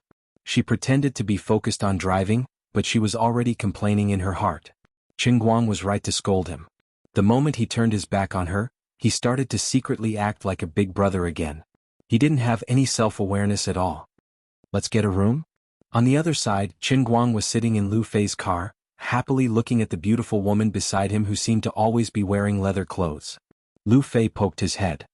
"Dream on. You've missed your chance. I still have a big basket of documents waiting to be approved when I get back. How can it be so easy to have sex with me? Be my sweetheart and I'll find some time to pamper you depending on my mood. But for now, forget it." Qin Guang sent Lu Fei back to the gate of the hospital with a bitter smile. Fortunately, when he got off the car and rolled away, he had a good time, which could be considered as Lu Fei's compensation. She was really not angry about this matter and she was really not in a hurry. It was indeed okay to do that with Qin Guang, but she had also passed the time when she was most emotional in Xiangjiang. He was still a virgin. How could she get a room with him just because she said so? You have to arouse my mood first. But now it's not enough. He got off the car with a big tent. It was late at night, so Qin Guang didn't dare to go back to the ward. Instead, he went directly to the hotel opposite the hospital and got a room. Lying on the bed, the quilt was also covered with a big tent. The effect of the super mighty tonic soup and the imported medicine had not completely disappeared in the past few days. Tonight, he was addicted to sex with Lu Fei, but he didn't really enjoy himself. Something happened and he couldn't sleep. Qin Guang couldn't help but feel a little melancholy. Although he seemed to have a lot of luck with women, thinking about it carefully, it all became a disaster of love. Being a human was really suffering. It was even worse than being a dog. He could just drag a dog that looked pleasing to the eye along the street and work on it. He didn't need to care about how the world looked at him, and he could be as comfortable as he wanted. Now, he sneaked into the hospital to find the great and righteous healer, Dr. Jishir Tang, to save his life? He would definitely be beaten to death by her. Call Sister Wu Tong? It wasn't that it was impossible, but calling someone in the middle of the night just for this kind of trivial matter was too disrespectful. As his mind was letting his imagination run wild, Qin Guang thought of the embarrassing incident that he encountered with Sun Xiaoxuan in another hotel. He couldn't help but smile. He didn't know what Sun Xiaoxuan was busy with after returning to his hometown. It had only been a few days since the summer vacation started, and he didn't see her, but his heart felt a little empty because he missed her. Forget it, don't think about these useless things. I am the owner of the heavenly Holy Grail, and I can't let my lower body control my thoughts. I opened Weibo to divert my attention, and see if my account is really going to go against the heavens. When he looked again, the total number of fans was still around 800,000, but it was close to the 900,000 mark. It seemed that the explosive growth of the first video was about to end. Maybe it would continue to grow and it might even break the million mark. But if there was no new hot topic, then the follow-up would be the same. But no matter what, having a million live fans was really the most authentic internet celebrity.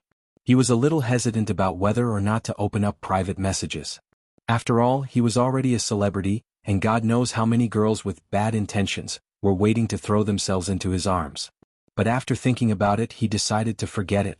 Since he had chosen to maintain a sense of mystery from the beginning, then he might as well keep it mysterious until the end. I'm not going to be a fan maniac. There are hundreds of people, and God knows if those girls that I've never met before will come to me on their own accord. This society is dark and human nature is complicated. I am the owner of the heavenly Holy Grail, and I can't bury my limited life on those unknown girls. How about this? I'll just casually post a Weibo to say hello to my fans. Hi. Hello everyone. I'm a cute almighty Superman, please take care of me in the future. I'll keep updating exciting videos, please continue to support me. *CK. My cute way of greeting actually caused me to lose fans. I lost more than 300 fans in the blink of an eye. Qin Guang's face was full of tears.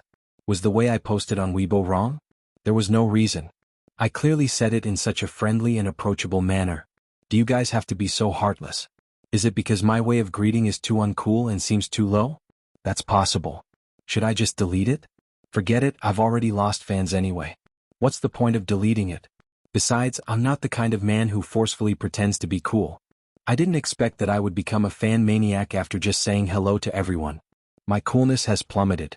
Finally, he kept refreshing, and after losing more than 3,000 fans at once, it started to slowly rise back up. After being distracted for a long time, he put his hand under his crotch. Trying to divert his attention was useless. What should be hard was still hard. Qin Guang's face also darkened. What kind of sin did I get into? My dad harmed me, Tang Ying harmed me, and Lu Fei harmed me too. Sure enough, now that things have come to this, I can only rely on my internet drive to get by? Perhaps it was due to luck. Qin Guang suddenly opened WeChat, and then his eyes widened as if he had seen a ghost. Jiang Yage, this woman, you're really something. Chapter 345. In front of him were a few photos that Jiang Yage had sent about 10 minutes ago. The first photo was still okay. At least she was wearing underwear. In the photo, Jiang Yage was blushing. She was making AV sign with her hand in front of the mirror. Her face was blushing shyly. Next to the photo was her photoshopped artistic words. The scale you wanted. The lavender lace bra and the same lavender triangular lace pants were captured by the iPhone 7s's ultra-clear camera. Alright, the scale of the first photo was still tolerable. He could just treat it as a swimsuit photo. But from the second photo onwards, something was wrong. This time she didn't take a photo of her face. He could only see her from her neck down. The most crucial problem was that there was nothing on her upper body. She was completely naked. Luckily, she used her hands to cover the important parts. The caption read, "I'm a little embarrassed." Qin Guang spat. So you know how to be embarrassed. You don't mean what you say. If you're really embarrassed, why did you send this photo? He scrolled down.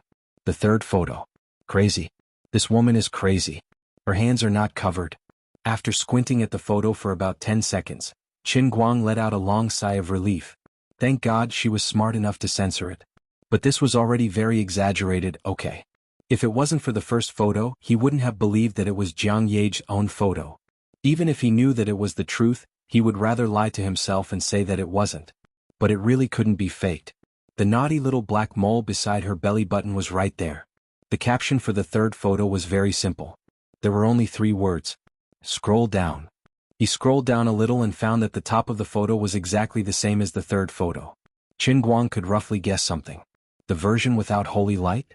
He started to panic. What should he do? Should he look or not? Forget it. If you dare to send it, I dare to look. Coward. That's right. It really is the version without holy light. Duong? The sound was coming from a place where it shouldn't be. Qin Guang's eyes widened as if he was possessed. He felt as if he had been struck by lightning. This was really Jiang Yage. What had happened to this world? Is it my eyes that are wrong, or my phone, or the world? He stared at it for 3 minutes, zooming in again and again, trying to figure out every detail. Finally, the image stopped at the small black mole next to her belly button. At this time, the mole had been enlarged to the point that it occupied half of the phone's screen. It really belonged to her, there was no doubt about it. This crazy woman. The picture was restored to its original size, and the accompanying text was still 3 words. Scroll down. I don't want to read any more. Qin Guang was terrified. Duong, duong, duong. Once the special skill was added, it was impossible to stop. Even though he knew that it was going to be a trap, he still wanted to jump in without hesitation. Alright, he continued to flip to the next page. It was different from the previous 2. She took another photo. Her upper body was still bare and everything was there. But she found a notebook out of nowhere and wrote a few words on it with a watercolor pen. It was obvious that she was very nervous when she wrote about herself. Her little hands were trembling. The notebook in the photo was in her left hand, and on it was written, "To my dear Light, the photo really belongs to me. Although strong alcohol is good, don't be greedy." 5 minutes later, Qin Guang's heavy breathing came from his nose. He silently pulled a few pieces of tissue from the bedside table. He held the phone tightly and stared at the ceiling with a dull face. His mind was blank and only one sentence kept echoing in his mind. The old man was tricked. He was trapped in his own trap. "Big sister, I was just joking with you. I didn't really expect you to send me any big pictures. Big sister, are you crazy? You are a celebrity. Where is your modesty? Where is your integrity? I was just joking, why did you take it seriously?" He raised his hand and looked at the white photos that Jiang Yage sent him on WeChat. He wanted to cry but no tears came out. He never dreamed that this woman would dare to send it. A casual joke turned out to be a prophecy. Jiang Yage was completely different from the celebrity in his mind. He had been trying very hard to keep a distance from this troublesome person. Today he finally had a stroke in his brain. He said that the photos she sent were too small, but deep down he didn't really mean it. He just felt that he hadn't talked to her for a long time and was just joking with her.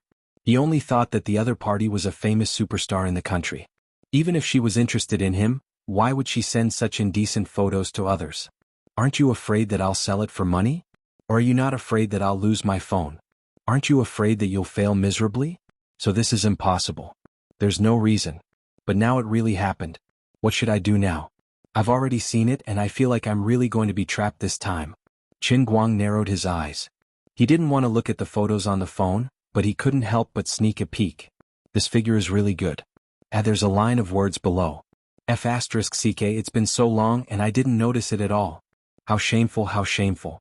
I gathered my courage for a long time before I dared to take this photo. Do you like it? Remember to delete it after you see it.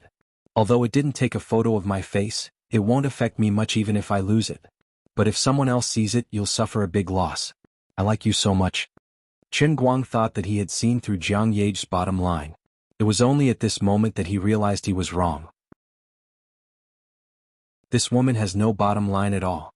He remembered the first time they met. This so-called big star's evil eyes kept drifting around his underwear when he was almost naked. He also remembered the woman's words before he left the set. It was purely to tease him. "I like you." It was also that time when he drove away to get rid of these 2 people and entered the Racing God training ground. Later, when he was about to take the Patek Philippe at Disney, this girl threw the watch into her chest and asked him to reach in to take it. Celebrities these days, artists these days, their moral integrity is really broken all over the place. In order to tease me, you paid too much. Do you mean that you'll be happy if I take advantage of you? Jiang Yage, this girl is sick. It's all right. And she's seriously sick. Hopefully her family will find out that she's insane and seek medical treatment as soon as possible. While deleting their conversation, Qin Guang checked his phone to make sure that he didn't leave any meaningless messages. He felt relieved, but at the same time he also felt a little regretful. After thinking about it, he decided that he still had to send her a reply. It didn't matter if this benefit was poisonous or if he had fallen into her trap. She had already sent it to this extent. If he still didn't reply, it would be too much. "Sister Jiang Yage, I was scared by you. It's okay, it's okay. That's enough. Thank you, I'm scared."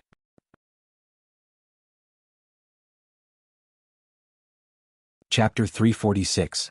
In the end, he replied like this because he really didn't know what kind of expression he should use to face this tough big shot who teased him with her moral integrity.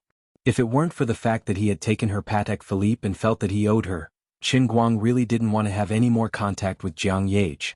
He always felt that she was too unreliable, and if he was not careful, he would be dragged into the mud pit and be doomed eternally. However, thanks to her, he could indeed sleep soundly and peacefully tonight. Smelling the pungent and sour smell coming from the bed, Qin Guang thought so. After getting up early the next morning and going to the hospital to greet his mother and old man Kenner, Qin Guang slipped out early and took a taxi to the hotel to find Zhu Jifa. The sooner the money was transferred, the sooner he could feel at ease.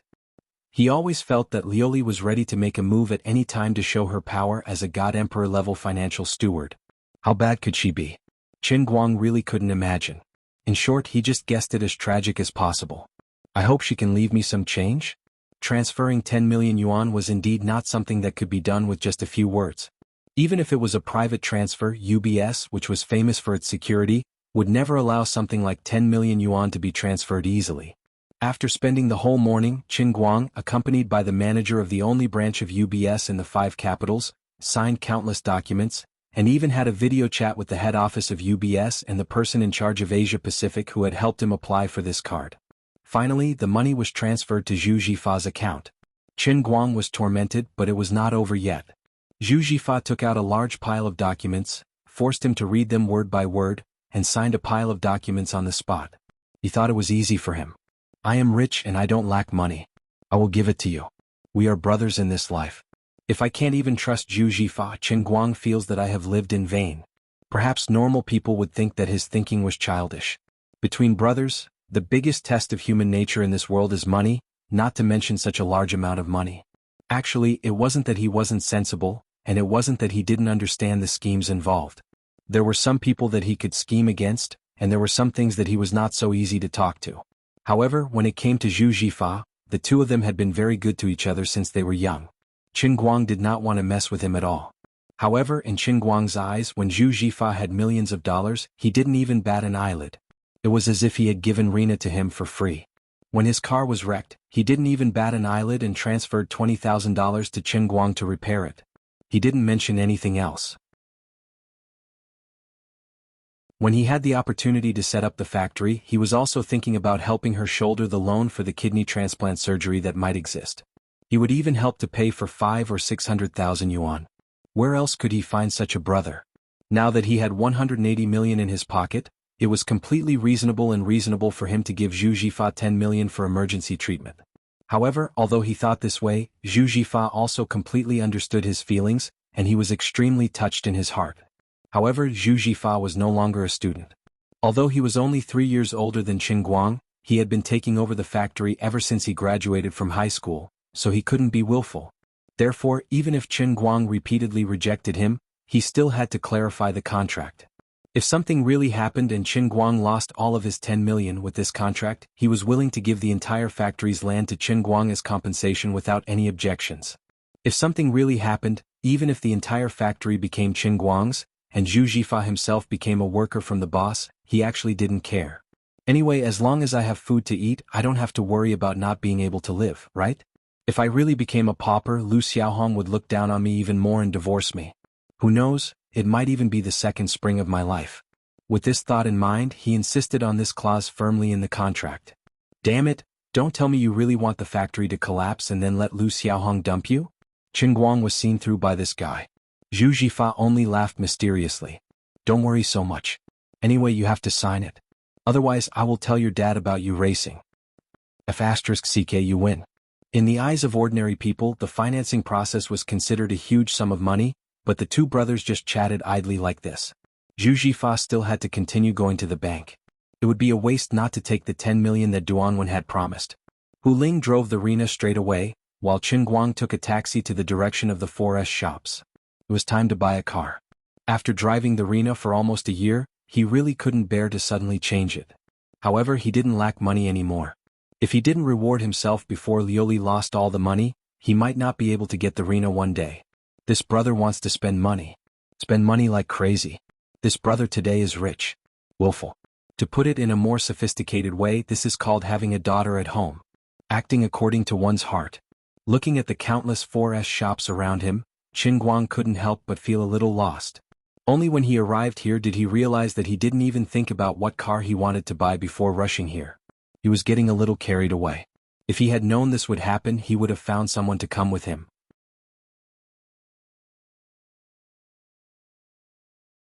Look how considerate we are.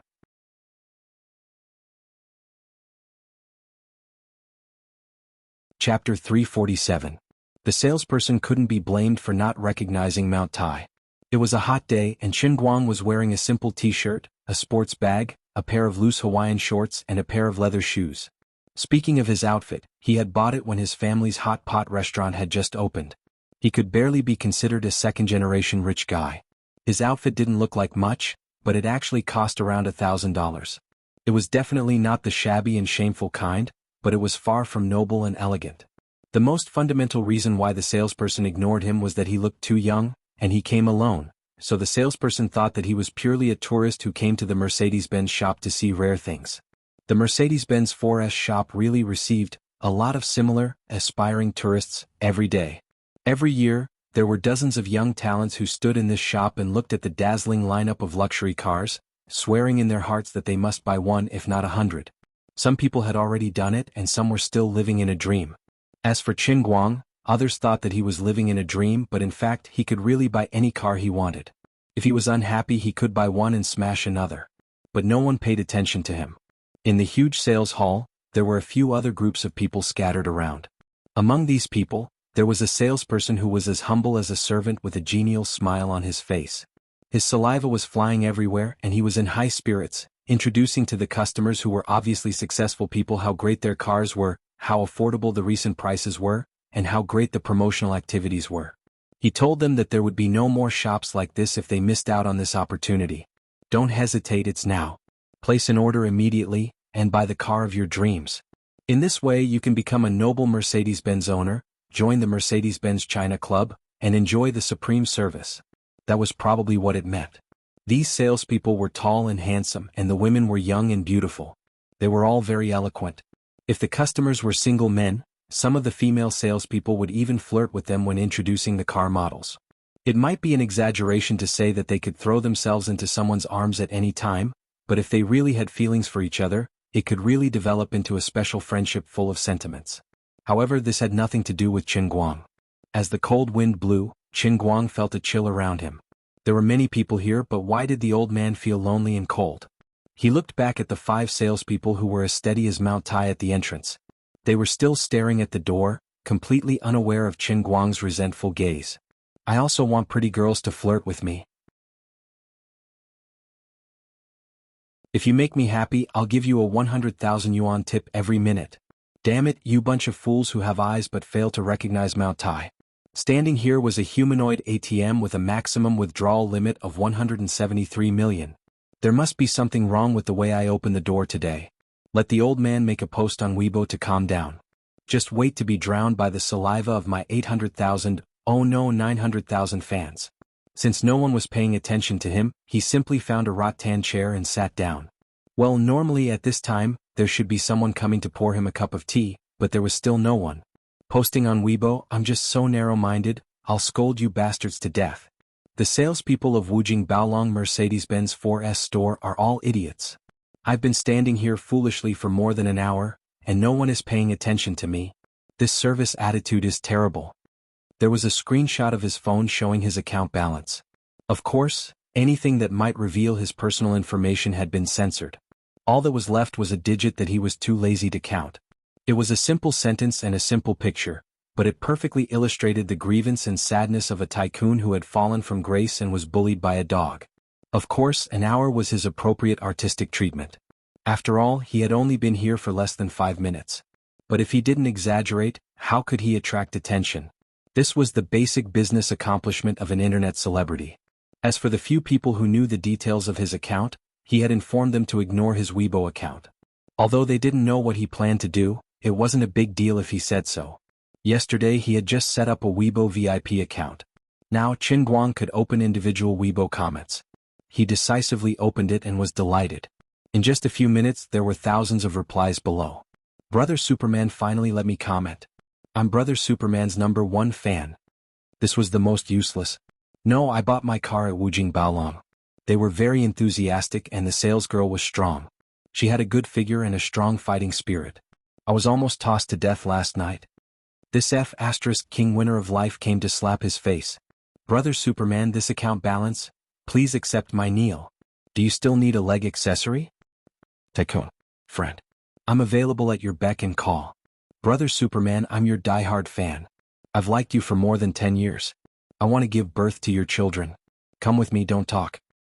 Hubby, why did you go to buy a car alone? Wait for me. These replies were much more pleasing to the eye. Their healing power was max. Of course, there were also some that were not so pleasant to the ear. Most of them were scolding him for being a liar who relied on stunts to make videos to gain popularity. Of course, this time he posted an overweight mosaic showing off his wealth was even more ridiculous. What era was this? Who would have 173 million in their personal account? Who had a brain? Even if it was not a troll but a true fan of his, they only thought that he was joking and selling jokes. They did not take it seriously. What a joke. This was the logic of a popular person having a lot of controversies. However, Qin Guang ignored these trolls. His retina automatically filtered them, so there was no need to explain. The few salesgirls who were waiting at the door became lively. The prettiest salesgirl seemed to be a Weibo expert. Whenever she had nothing to do, she would go back and forth on Weibo. Yo. Yesterday, that almighty Superman posted on Weibo again. She screamed excitedly and looked at the screen of the phone happily. The few people beside her also moved their faces over. Obviously, these fashionable salesgirls were keeping up with the times and were familiar with every hot topic on Weibo. What did he say? Another new video? Then the group of salesgirls was stunned. F***CK Wujing Baolong Mercedes-Benz 4S store. Wasn't that referring to themselves? What the hell? The group of people looked at each other, their minds blank. Who would stand there foolishly for an hour and ignore them? If there was really someone who ignored them, it could only be that young man from just now, right? He had only been here for less than 5 minutes. The manager was also attracted by the 5 salesgirls' movements. He came over with a sullen face. What are you looking at? Let me see. The salesgirls knew that they were in trouble. They handed over their phones with bitter faces. When the manager saw it, he was instantly enraged. His face turned green. Qin Guang secretly chuckled. Who asked you to ignore me? You're in trouble, aren't you? Hehehe.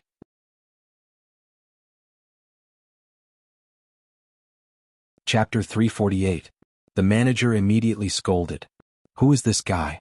Isn't this too much? How can our service be considered bad? It's written in the novels that when the male lead barges in with a shabby appearance, he will be surrounded by at least 3 salespeople the moment he enters the shop, let alone standing in the shop for an hour. A singer in charge of despising and ridiculing. How can a pauper like you deserve to come to our store? Why don't you take a piss and look at yourself? Then the second person has to jump out and tell them to get lost. Don't dirty our noble and elegant floor tiles. Their attitude must be arrogant and their nostrils must be 45 degrees to the sky, or else they will lose their imposing manner. Then the third person jumps out and is responsible for chasing them away. Their methods must be fierce and the force of their shoving cannot be small. Just when the weak male lead is about to be pushed out of the door, he suddenly explodes. The male lead waved his hand and threw out a Centurion black card. You bunch of idiots who don't recognize Mount Tai. Look at what I have in my hand. All of us salespeople have been slapped in the face, and that's not all. Suddenly, a rich man who appears on TV every day popped up. Big Brother Chow, why are you here? Did these idiots make you angry? Blah blah blah blah blah. Then I will be responsible for apologizing and licking the boss's boots. Later on, all 5 of you will be fired. Do you understand? Damn, this manager is so cunning. I thought you were one of us, but you are playing tricks with me. Since you have already exposed me, how can I still play? Eavesdropping on their conversation, Qin Guang's face darkened. This manager is definitely one of us. He is an experienced web novel reader. It is impossible to guard against his tricks. The salespeople thought they were going to be scolded, but now they were laughing their heads off. If we salespeople are really as stupid as what is written in the books, we would have starved to death a long time ago. Even if they are dressed shabbily, they are not beggars. There is no need to chase them away. Furthermore, didn't you buy some takeaway for that beggar who almost fainted from hunger last week? Manager, you taught us to be a person before we can do anything. We all understand that. A male salesperson laughed and said, the invisible licking was the most lethal. The manager was also a layman, so he felt very comfortable being patted. All right. You guys should also be more careful. Don't really become the kind of idiots that are written in novels. Although we are all nameless supporting characters, and as salespeople, we live in the novel to lower our intelligence so that the protagonist can show off and slap his face. But even if we are to be props, we have to be props with brains and standards. He had to adjust his working state and not give others a chance to blackmail him. Since he had been called, he had to do a good job. Although we don't know who this almighty Superman is and why he wants to defame us, we have to learn from this.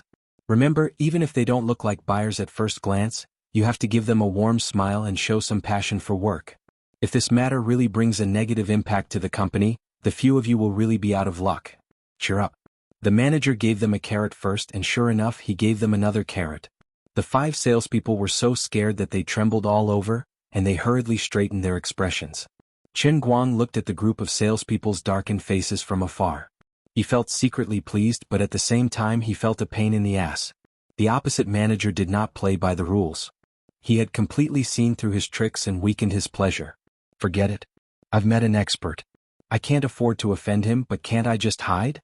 He decisively got up and prepared to leave. If they don't let me have a good time, don't even think about earning a single cent from my pocket. Just as he reached the door, he was stopped by someone. It was not the group of salespeople who were still in a daze, but an unexpected person. His counselor, Zhuo Jingxi. Qingguang, why are you here? Zhuo Jingxi looked at him with a face full of surprise, and excitedly came forward. Qingguang was also stunned. He had not seen this plump and beautiful counselor for a long time. He smiled happily and said, I came to look at the car. I returned my Rena to them and I plan to buy one for myself. You know what I mean. Zhuo Jingxi was also one of the live audience who had witnessed him showing disdain for all the heroes in Xiangjiang. She was well aware of how rich he was. She patted his shoulder and said, I don't care what car you want to change. Although you are not short of money now, you should still save some money. You have money to buy a coffin instead of spending it? Qin Guang chuckled. He was worried that no one would accompany him to look at the car, and he could not make up his mind.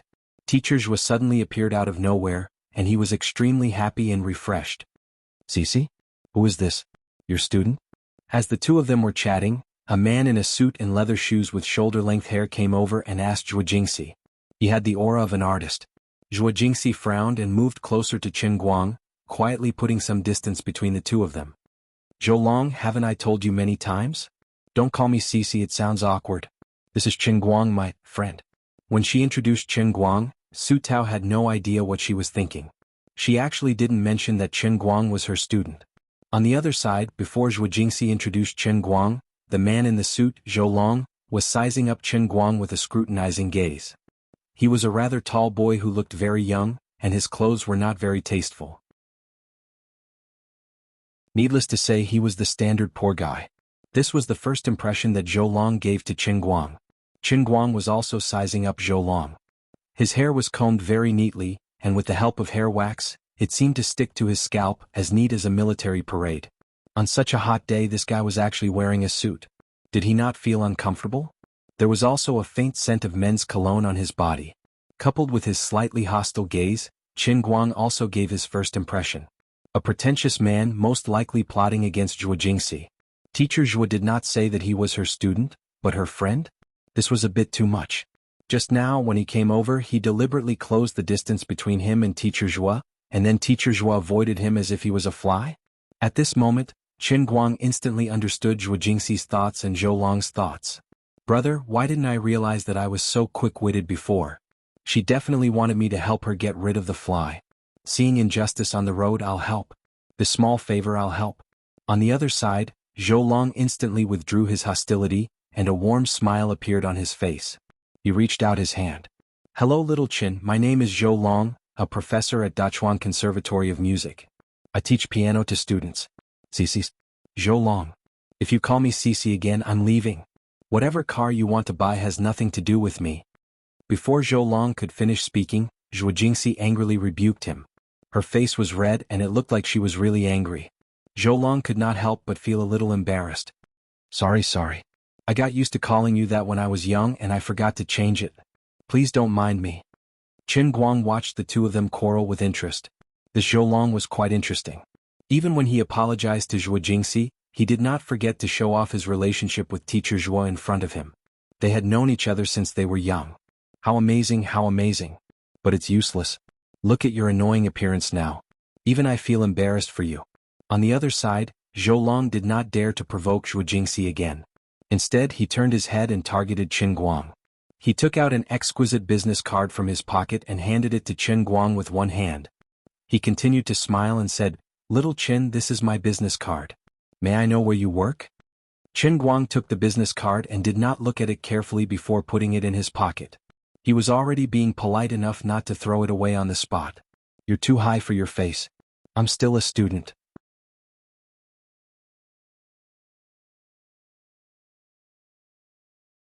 Chapter 349. Zhuo Jingxi, who was beside them, was also anxious. Just now she had said that Chen Guang was a friend, and Zhuolong had immediately started probing.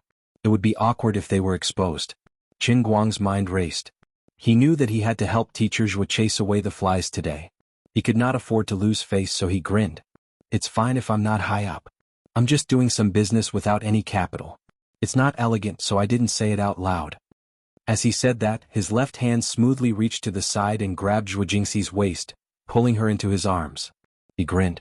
Actually, it doesn't matter where I'm high up. What's important is that I'm little Cece's boyfriend. Mr. Zhou, why don't you go somewhere cool? I'm not in the mood to waste time with this pretentious man. If you say another word, I'll immediately slap you in the face with my UBS black card and make you kneel in front of me. When he received the business card just now, he had seen clearly that this Zhuolong was really a professor at a music school. He was so young, yet he was already a professor. At first glance he seemed to be very good. Perhaps he was even a slightly famous pianist. How amazing. But I'm sorry, the person standing in front of you is a 200 million nouveau riche younger than you. Chen Guang's action not only shocked Zhuolong, but Zhuo Jingxi was also stiff and at a loss. She was so nervous that she did not know where to put her hands. Zhuo Jingxi was about to cry. Chen Guang, how did you react so quickly? I just had that idea and did not communicate it to you, but not only did you understand, you even put it into practice so quickly. But you're making too much of a commotion. You have to take it one bite at a time, okay? Oh no. Suddenly, a middle-aged woman jumped out from the side. She looked at Chen Guang and Zhuo Jingxi as if it was the end of the world. She then turned to look at Zhuolong, whose face was so dark that ink could be ground. Little C, what's going on? Who is this guy? Zhuo Jingxi's voice sounded like she was about to cry. Mom, this is my friend. He's just joking. Dad, listen to me. He's not serious at all and always likes to joke around. Dad, calm down. Before Zhuo Jingxi could finish her sentence, she abruptly broke free from Chen Guang's embrace and waved at the middle-aged man who was about to rush over with a straight face. Holy shit. Chen Guang was so scared that he peed his pants. Wash the motor. Teacher Zhuo, you should have said that your parents were here too. This was awkward. If her parents weren't here, Chen Guang would have beaten Zhuolong to the ground if necessary. But now this feeling was very strange. He was flirting with someone else's daughter, and as her parents he felt like he had to lower his head in front of them. It took a lot of effort to convince Zhuo Jingxi's parents that Chen Guang was only joking.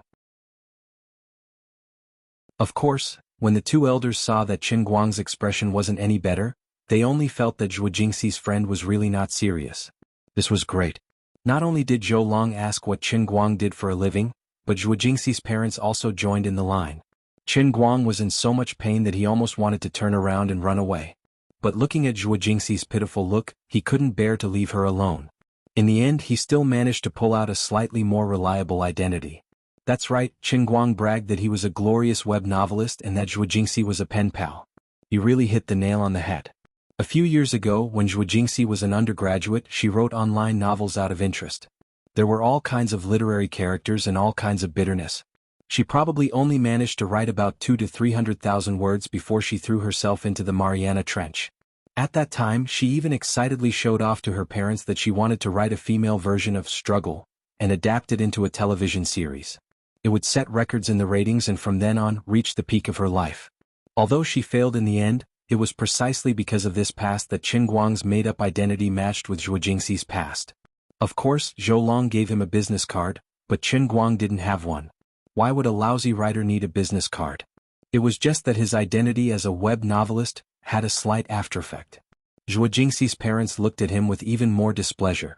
A web novelist who shut himself in his room all day long meant that he was a homebody and a useless person. Looking at his flirtatious manner just now, it made him seem even more unreliable. If it wasn't for Zhuo Jingxi's mother would have already given Chen Guang the title of stinky hooligan and little pervert. Chen Guang also had a face full of tears. He didn't expect web novelists to have no human rights. If he had known, he would have said something else. It would have been better to get closer to Lu Fei's Lu Chemical Industry and say that he was CEO Lu's secretary. Unfortunately, there was no medicine for regret in this world. Zhuo Jingxi also sensed that the situation was not good. Mom, Dad, don't be like this. Writing web novels doesn't steal or rob. If you work hard, you can also change your life. Look at Tang. Qin Guang nodded. Third young master Tang. He thought to himself, thank third young master Qi. Every time we are looked down upon by others, we can always use you to show off. Although you earn 100 million a year, and that lousy guy earns tens of thousands a year, no matter how big the difference is, we are all doing the same thing, right? Zhuo Jingxi's mother was indeed a tough middle-aged woman. She didn't have the slightest bit of goodwill toward Qin Guang. She rolled her eyes. Forget it. There are millions of web novelists in China. How many of them are third young master? Your friend is obviously up to no good. Don't interact with him in the future. She used the words, up to no good, very well. Not only did she have literary talent, but she also scolded people. Not only did she not lower her social status, but she also pointed out the fact that this kid was a stinky hooligan. She really didn't leave any face for Qin Guang. Qin Guang spat in his heart. Run. Without another word, he turned around and planned to run. He wasn't someone who could pinch his nose and serve others well. He definitely couldn't stick his warm face to someone's cold butt. Forget it. Today Zhou Long had teacher Zhuo's parents as bodyguards. The old man was a wise man who knew better than to fight when the odds were against him. It was better to run first. Tonight he would find out where the piano player lived. When he got back, he would give every one of his fingers the Qilin arm overclocked vibration service. He would take drastic measures to deal with him. Zhou Long watched from the side as Zhuo Jingxi's parents protected him. He was indescribably pleased. F***CK, we didn't even have a disagreement when we met, and you F***King made a move on my fiancé. If it wasn't for the fact that you're quite strong and I might not be able to beat you, I would have F***King beaten you up. You actually told me to go away. Little lousy writer, why don't you take a piss and look at yourself in the mirror? You don't even dare to say what kind of book you wrote. You don't even need to think to know that it's one of those vulgar, ambiguous, and borderline novels on Qidian. And you even said that you're doing a business without any capital? You need capital to shut yourself at home and write web novels, okay? You don't want electricity? You don't want internet fees? You don't want living expenses? In this world, those who can do a business without capital are all people with great means and strong connections, okay? That definitely doesn't include a lousy writer like you. Zhuo Jingxi saw that Qin Guang was so angry that he wanted to leave, and thought that he was really angry. She first stomped her feet and with unprecedented courage she shouted at Zhuo Jingxi's mother, who was still rolling her eyes, Mom, how can you be like this? He's my friend. If you continue to be like this, you too will accompany Zhou Long to buy a car today. This has nothing to do with me. After shouting, she turned around and chased after Qin Guang. Faced with her sudden outburst, Zhuo Jingxi's parents looked at each other, not knowing what was going on.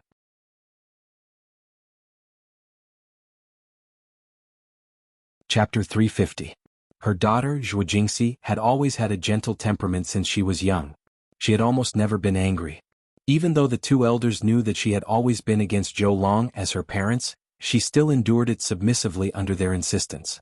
Even though she had been fighting and delaying, she had only done it through crazily studying, taking the postgraduate entrance exams, taking the PhD, and now participating in the administration of the school to prove herself. Although she was determined to fight, her methods were gentle. Just like today before coming here, she had clearly said no less than 100 times that she was not married to Zhou Long, nor did she want to marry him. She did not acknowledge their fiancé relationship at all. If he wanted to buy a car, he could buy it. It had nothing to do with her. She did not want to accompany him at all. But in the end, the two elders still dragged her here, and the atmosphere was barely harmonious until she met this web novel writer. Although Zhuo Jingxi had always been cold to Zhou Long, at least she had been forcing herself to smile. But she actually shouted at us just now. You shouted at us for a so-called friend who held your waist and took advantage of you in front of your fiancé? Do you know how much effort we put into matchmaking you and Zhou Long? Do you know that after marrying Zhou Long, you will be able to live a rich life without worries for the rest of your life? He was in the arts and had achieved Zhou Long's current achievements before the age of 30. He was a professor at a music academy, had won an international award, and was now a well-known master in the country. A son-in-law like this was more reliable than a government official of the same age. As long as he could still play the piano, he would never be short of money. Why don't you know that we are doing this for your own good? Zhuo Long was also at a loss. He was 4 years older than Zhuo Jingxi and had watched her grow up. He had always regarded her as his most important sister. Even after he became a rising star in the domestic piano world and was known as the youngest master in the country, he still felt that the one he wanted to spend the rest of his life with the most was still Zhuo Jingxi. I care about you so much, why did you reject me like this?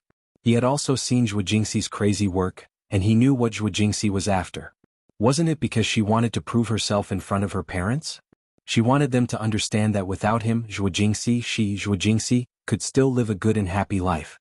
Originally, Zhou Long did not care about this. It was not easy to make a name for oneself in the school's administrative system.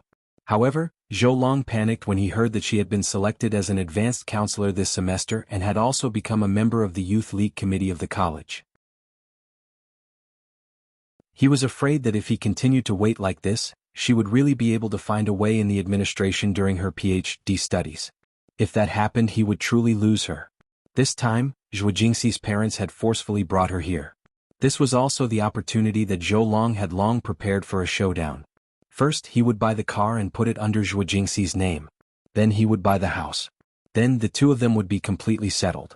He really did not want to drag things out like this.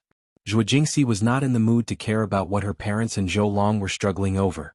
She jogged to catch up with Chen Guang, who was walking far away. Chen Guang, wait a minute. Don't be angry, I'll apologize to you on behalf of my mother, okay? Chen Guang quietly turned his head and chuckled. Teacher Zhuo, don't overthink things. Would I really be angry over such a small matter? I'm not such a petty person. I understand what you're planning. Don't worry, I'll go smash Zhou Long's fingers tonight and take drastic measures against him. What? Don't do anything stupid. Zhuo Jingxi panicked and grabbed Chen Guang's shoulder. You can't think like that. It's against the law and you'll go to jail. Chen Guang continued to chuckle. I'll just wear a mask. I guarantee that no one will know. No, I can't let you take this risk. Although I hate him very much, and that marriage arrangement was something that my parents and he agreed to all along, I never agreed to it myself. But I won't allow you to use violence. You're my student. I have to take responsibility for you. How can I let you hurt someone for me? Chen Guang stopped and shrugged. Then what do you think we should do? Zhuo Jingxi shook her head blankly. I don't know what to do either. Just keep me company today. I'm really disgusted by Zhou Long. She pulled Chen Guang again and quickly told Chen Guang the whole story. Chen Guang glared at her with a look of pity and anger. I was wondering why you work so hard. So there's something like this. If you don't like him, just say so. I can't help it. I've said it so many times, but it's useless. If it was useful, I wouldn't be here today. Zhuo Jingxi shook her head helplessly. You're too weak. If you had the vigor that you had when you talked back to Wang Rin, this would have been over a long time ago. What day and age are we living in now? There's no such thing as an arranged marriage. You didn't even agree to it, so how can there be a fiancé? Nonsense. Chen Guang could not help but pity Zhuo Jingxi. Zhuo Jingxi continued to shake her head. It's not the same. Wang Rin is Wang Rin. They're my parents after all. I can't do it. If you can't do it, then you'll disgust yourself for the rest of your life?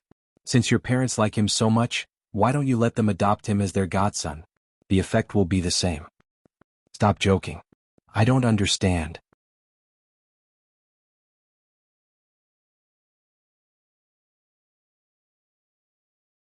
Chapter 351. Even though Mr. and Mrs. Zhuo were extremely displeased with Chen Guang, they had already forced him to flip out because of her writer friend, so they decided to hold it in. The person who was the most displeased was, of course, Zhuo Long. Unfortunately, Zhuo Jingxi had already said it out loud.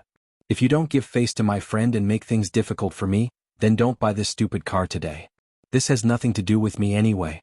Chen Guang's appearance not only pleased Zhuo Jingxi but also disgusted Mr. and Mrs. Zhuo as well as Mr. and Mrs. Zhuo. Even if Zhou Long could not hold it in anymore, he could only stare viciously at Chen Guang's back. A lousy writer dares to steal my woman? Fine, since you're so shameless, I'll show you the difference between us today.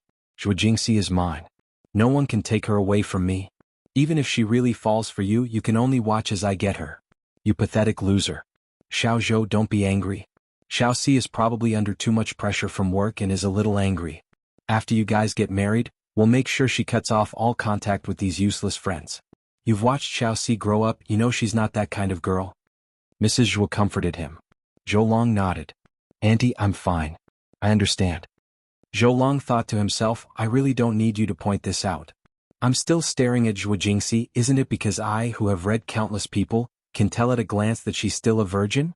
Zhou Long thought to himself, you really don't need to point this out. This family drama was witnessed by the salespeople at the entrance of the 4S store. As expected of a big store that prided itself on top-notch service. When the group of people returned, the 5 of them still had that super professional sweet smile on their faces, completely forgetting that they were about to hold their stomachs from laughing so hard just now. It was still the trendy, tall saleswoman who was the sharpest and smartest. Before the 4 of them got close, she pretended to be pleasantly surprised. Aren't you the great pianist Mr. Zhou who played a song on the provincial station the day before yesterday? The winner of this year's Vienna Music Prize. Although Zhou Long had been hearing similar words recently, this was the most pleasing to the ear. He turned around and pretended to smile awkwardly at Zhuo Jingxi and her family. I'm really sorry. I've just made a name for myself, but I get recognized everywhere. It's quite troublesome.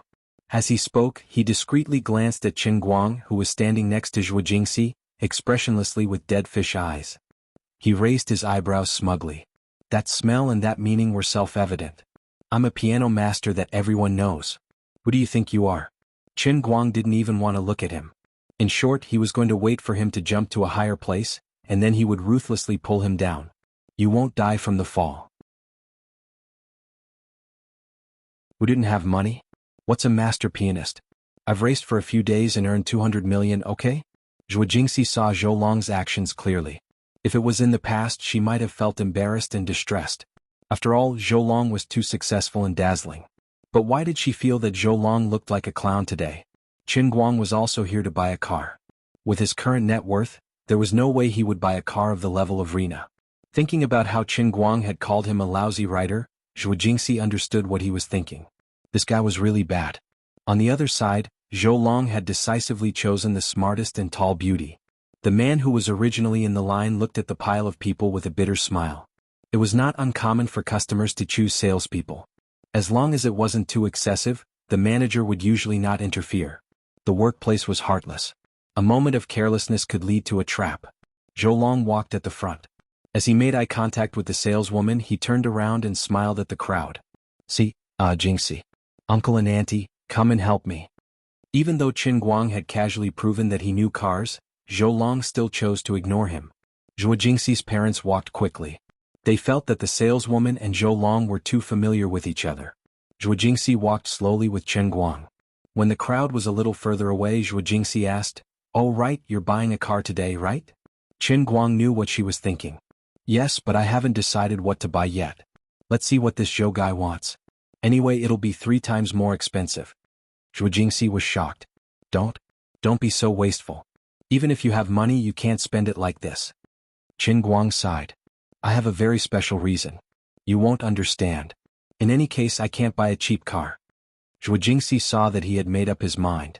Even though she felt that it was a little inappropriate, she remembered that he had almost 200 million in his pocket. It would not be too much even if he bought a Ferrari. Since she couldn't persuade him, she would just let him be.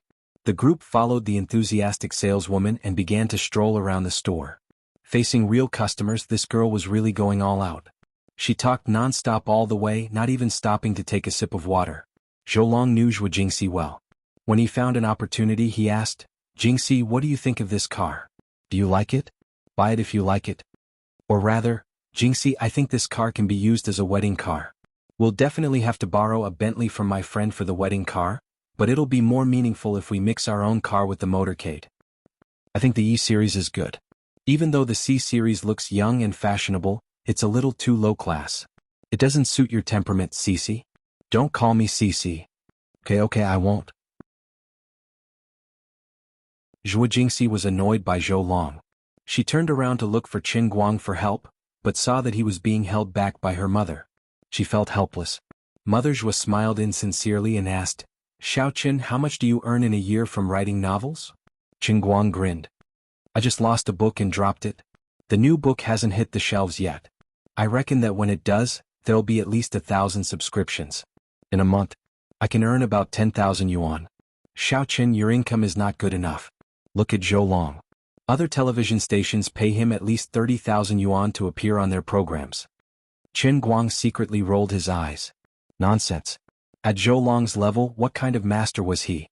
On the surface, it looked like the television station paid him tens of thousands of yuan to appear on their programs. God knew how much money he had secretly given away just to appear on their programs. Although I don't know much about it, I know my own people. I can get 100,000 yuan for nothing just by working in the production team, okay? The real estate company also invites him to perform a song or two from time to time. One song costs at least 10,000 yuan, and it only takes half an hour, Mother Zhua said again. That was the truth. Chen Guang shrugged. Auntie, if you have something to say, please say it directly. Mother Zhua gave him a headache. I just said it directly, then you turned around and walked away. Now you want me to say it directly again? Did he drive off because of me again?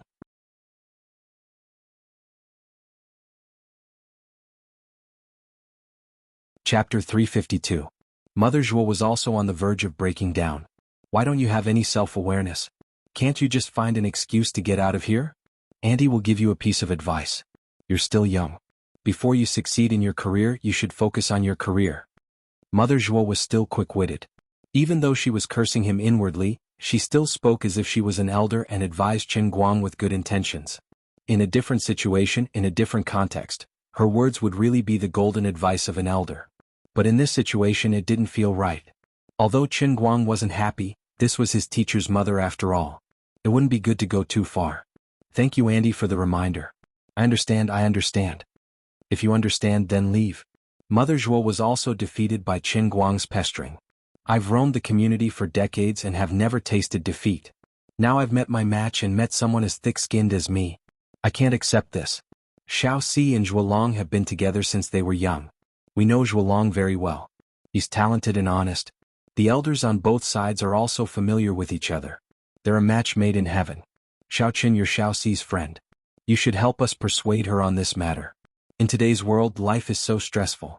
You can't be willful when getting married. Mother Zhua continued. Chen Guang spat in his heart. Zhuolong was willful, my ass. Didn't you see how many glances he'd silently exchanged with that salesgirl? Were you all blind? Marriage is a lifelong thing. You should find someone you like. You can't be careless. Chen Guang seemed to be following Mother Zhua's words, but his meaning was the complete opposite. Mother Zhua's expression changed. This kid is really stubborn. I actually lost in a quarrel. Is a web novelist this good? Even if he's a flop author, he's still so eloquent? Looks like I can only use facts to make him back off. Right, Xiao Si said, you know cars. Hurry up and give her some advice. Don't let Xiao Si suffer. This car Zhuolong has to be under Xiao Si's name. As Mother Zhua spoke, she pushed Chen Guang forward, intending to let him see the cruelest reality in the world. Let him understand that the furthest distance in the world is not that I love you but you don't love me, but that even if we love each other, I don't deserve you. Our Jingxi was just fooled by your flowery mouth. I won't let you have your way. Chen Guang didn't like to think about such trivial matters, but he had to help Zhuo Jingxi today. He had no choice. Even if he didn't like it, he had to do it. He instantly understood Mother Zhua's plan. Fine, it's fine. With your attack power, you can't break through the defense of my Azeroth rampart, which is worth 170 million. Zhuolong will be just as useless. Originally, he did not intend to give Zhuolong any advice, but since Mother Zhua insisted on pushing him forward, and coincidentally, Zhuo Jingxi also cast him a pleading look. Chen Guang went up to him with a smile. Seeing that he had finally arrived, Zhuolong first chuckled at him. He thought to himself, I've been waiting for you for a long time. Can't stand my mother-in-law anymore? Do you think you can escape by running to me? Just wait for my fatal blow. Little Chen, come over and help take a look. Give me some advice. Zhuolong turned back and said to Chen Guang with a smile. Chen Guang pursed his lips. I can give you advice, but don't call me Little Chen. I'm not familiar with you. Zhuolong's heart hurt from this. His expression suddenly became ugly and ferocious. Zhuo Jingxi, who was beside him, saw that the situation was not good and quickly coughed. Zhuolong forcibly suppressed the anger in his heart. I'll bear with you. Ah, Little Chen, you're quite fond of joking at such a young age. Zhuolong gritted his teeth and said again. Chen Guang ignored him. It was obvious that he would ignore him if he called him Little Chen. On the other side, Zhuo Jingxi was already chatting with Chen Guang. Little Cici, what are you busy with recently? Chen Guang chuckled. When he called her Little Cici, Zhuo Jingxi felt goosebumps all over her body. When she thought about how Chen Guang was actually her student, the feeling of silliness was even more intense. But she only felt silliness, but she did not resist it at all. I'm graduating next year. I have to start preparing for my doctoral thesis now. The experimental design is almost done. I'll probably start preparing for the experiment in a few days, Zhuo Jingxi said with a smile. My professor is quite optimistic about my research direction. If I do it well and publish the thesis, I'll have a chance of getting a decent SEI impact factor. Zhou Long felt like he was about to explode. I called you Cece and you wanted to tear me apart. This B*** called you little Cece, and I'm about to die from disgust. But you're actually willing to do it. Zhou Long felt like he could not take it anymore. He pretended to grab Zhuo Jingxi's hand and pulled her to his side. Then he turned his head and pretended to point at the car. Jingxi, this is our wedding car after all. Why don't you come and take a look? But when she pulled him over and finished speaking, Zhou Long squeezed hard. He felt that something was wrong.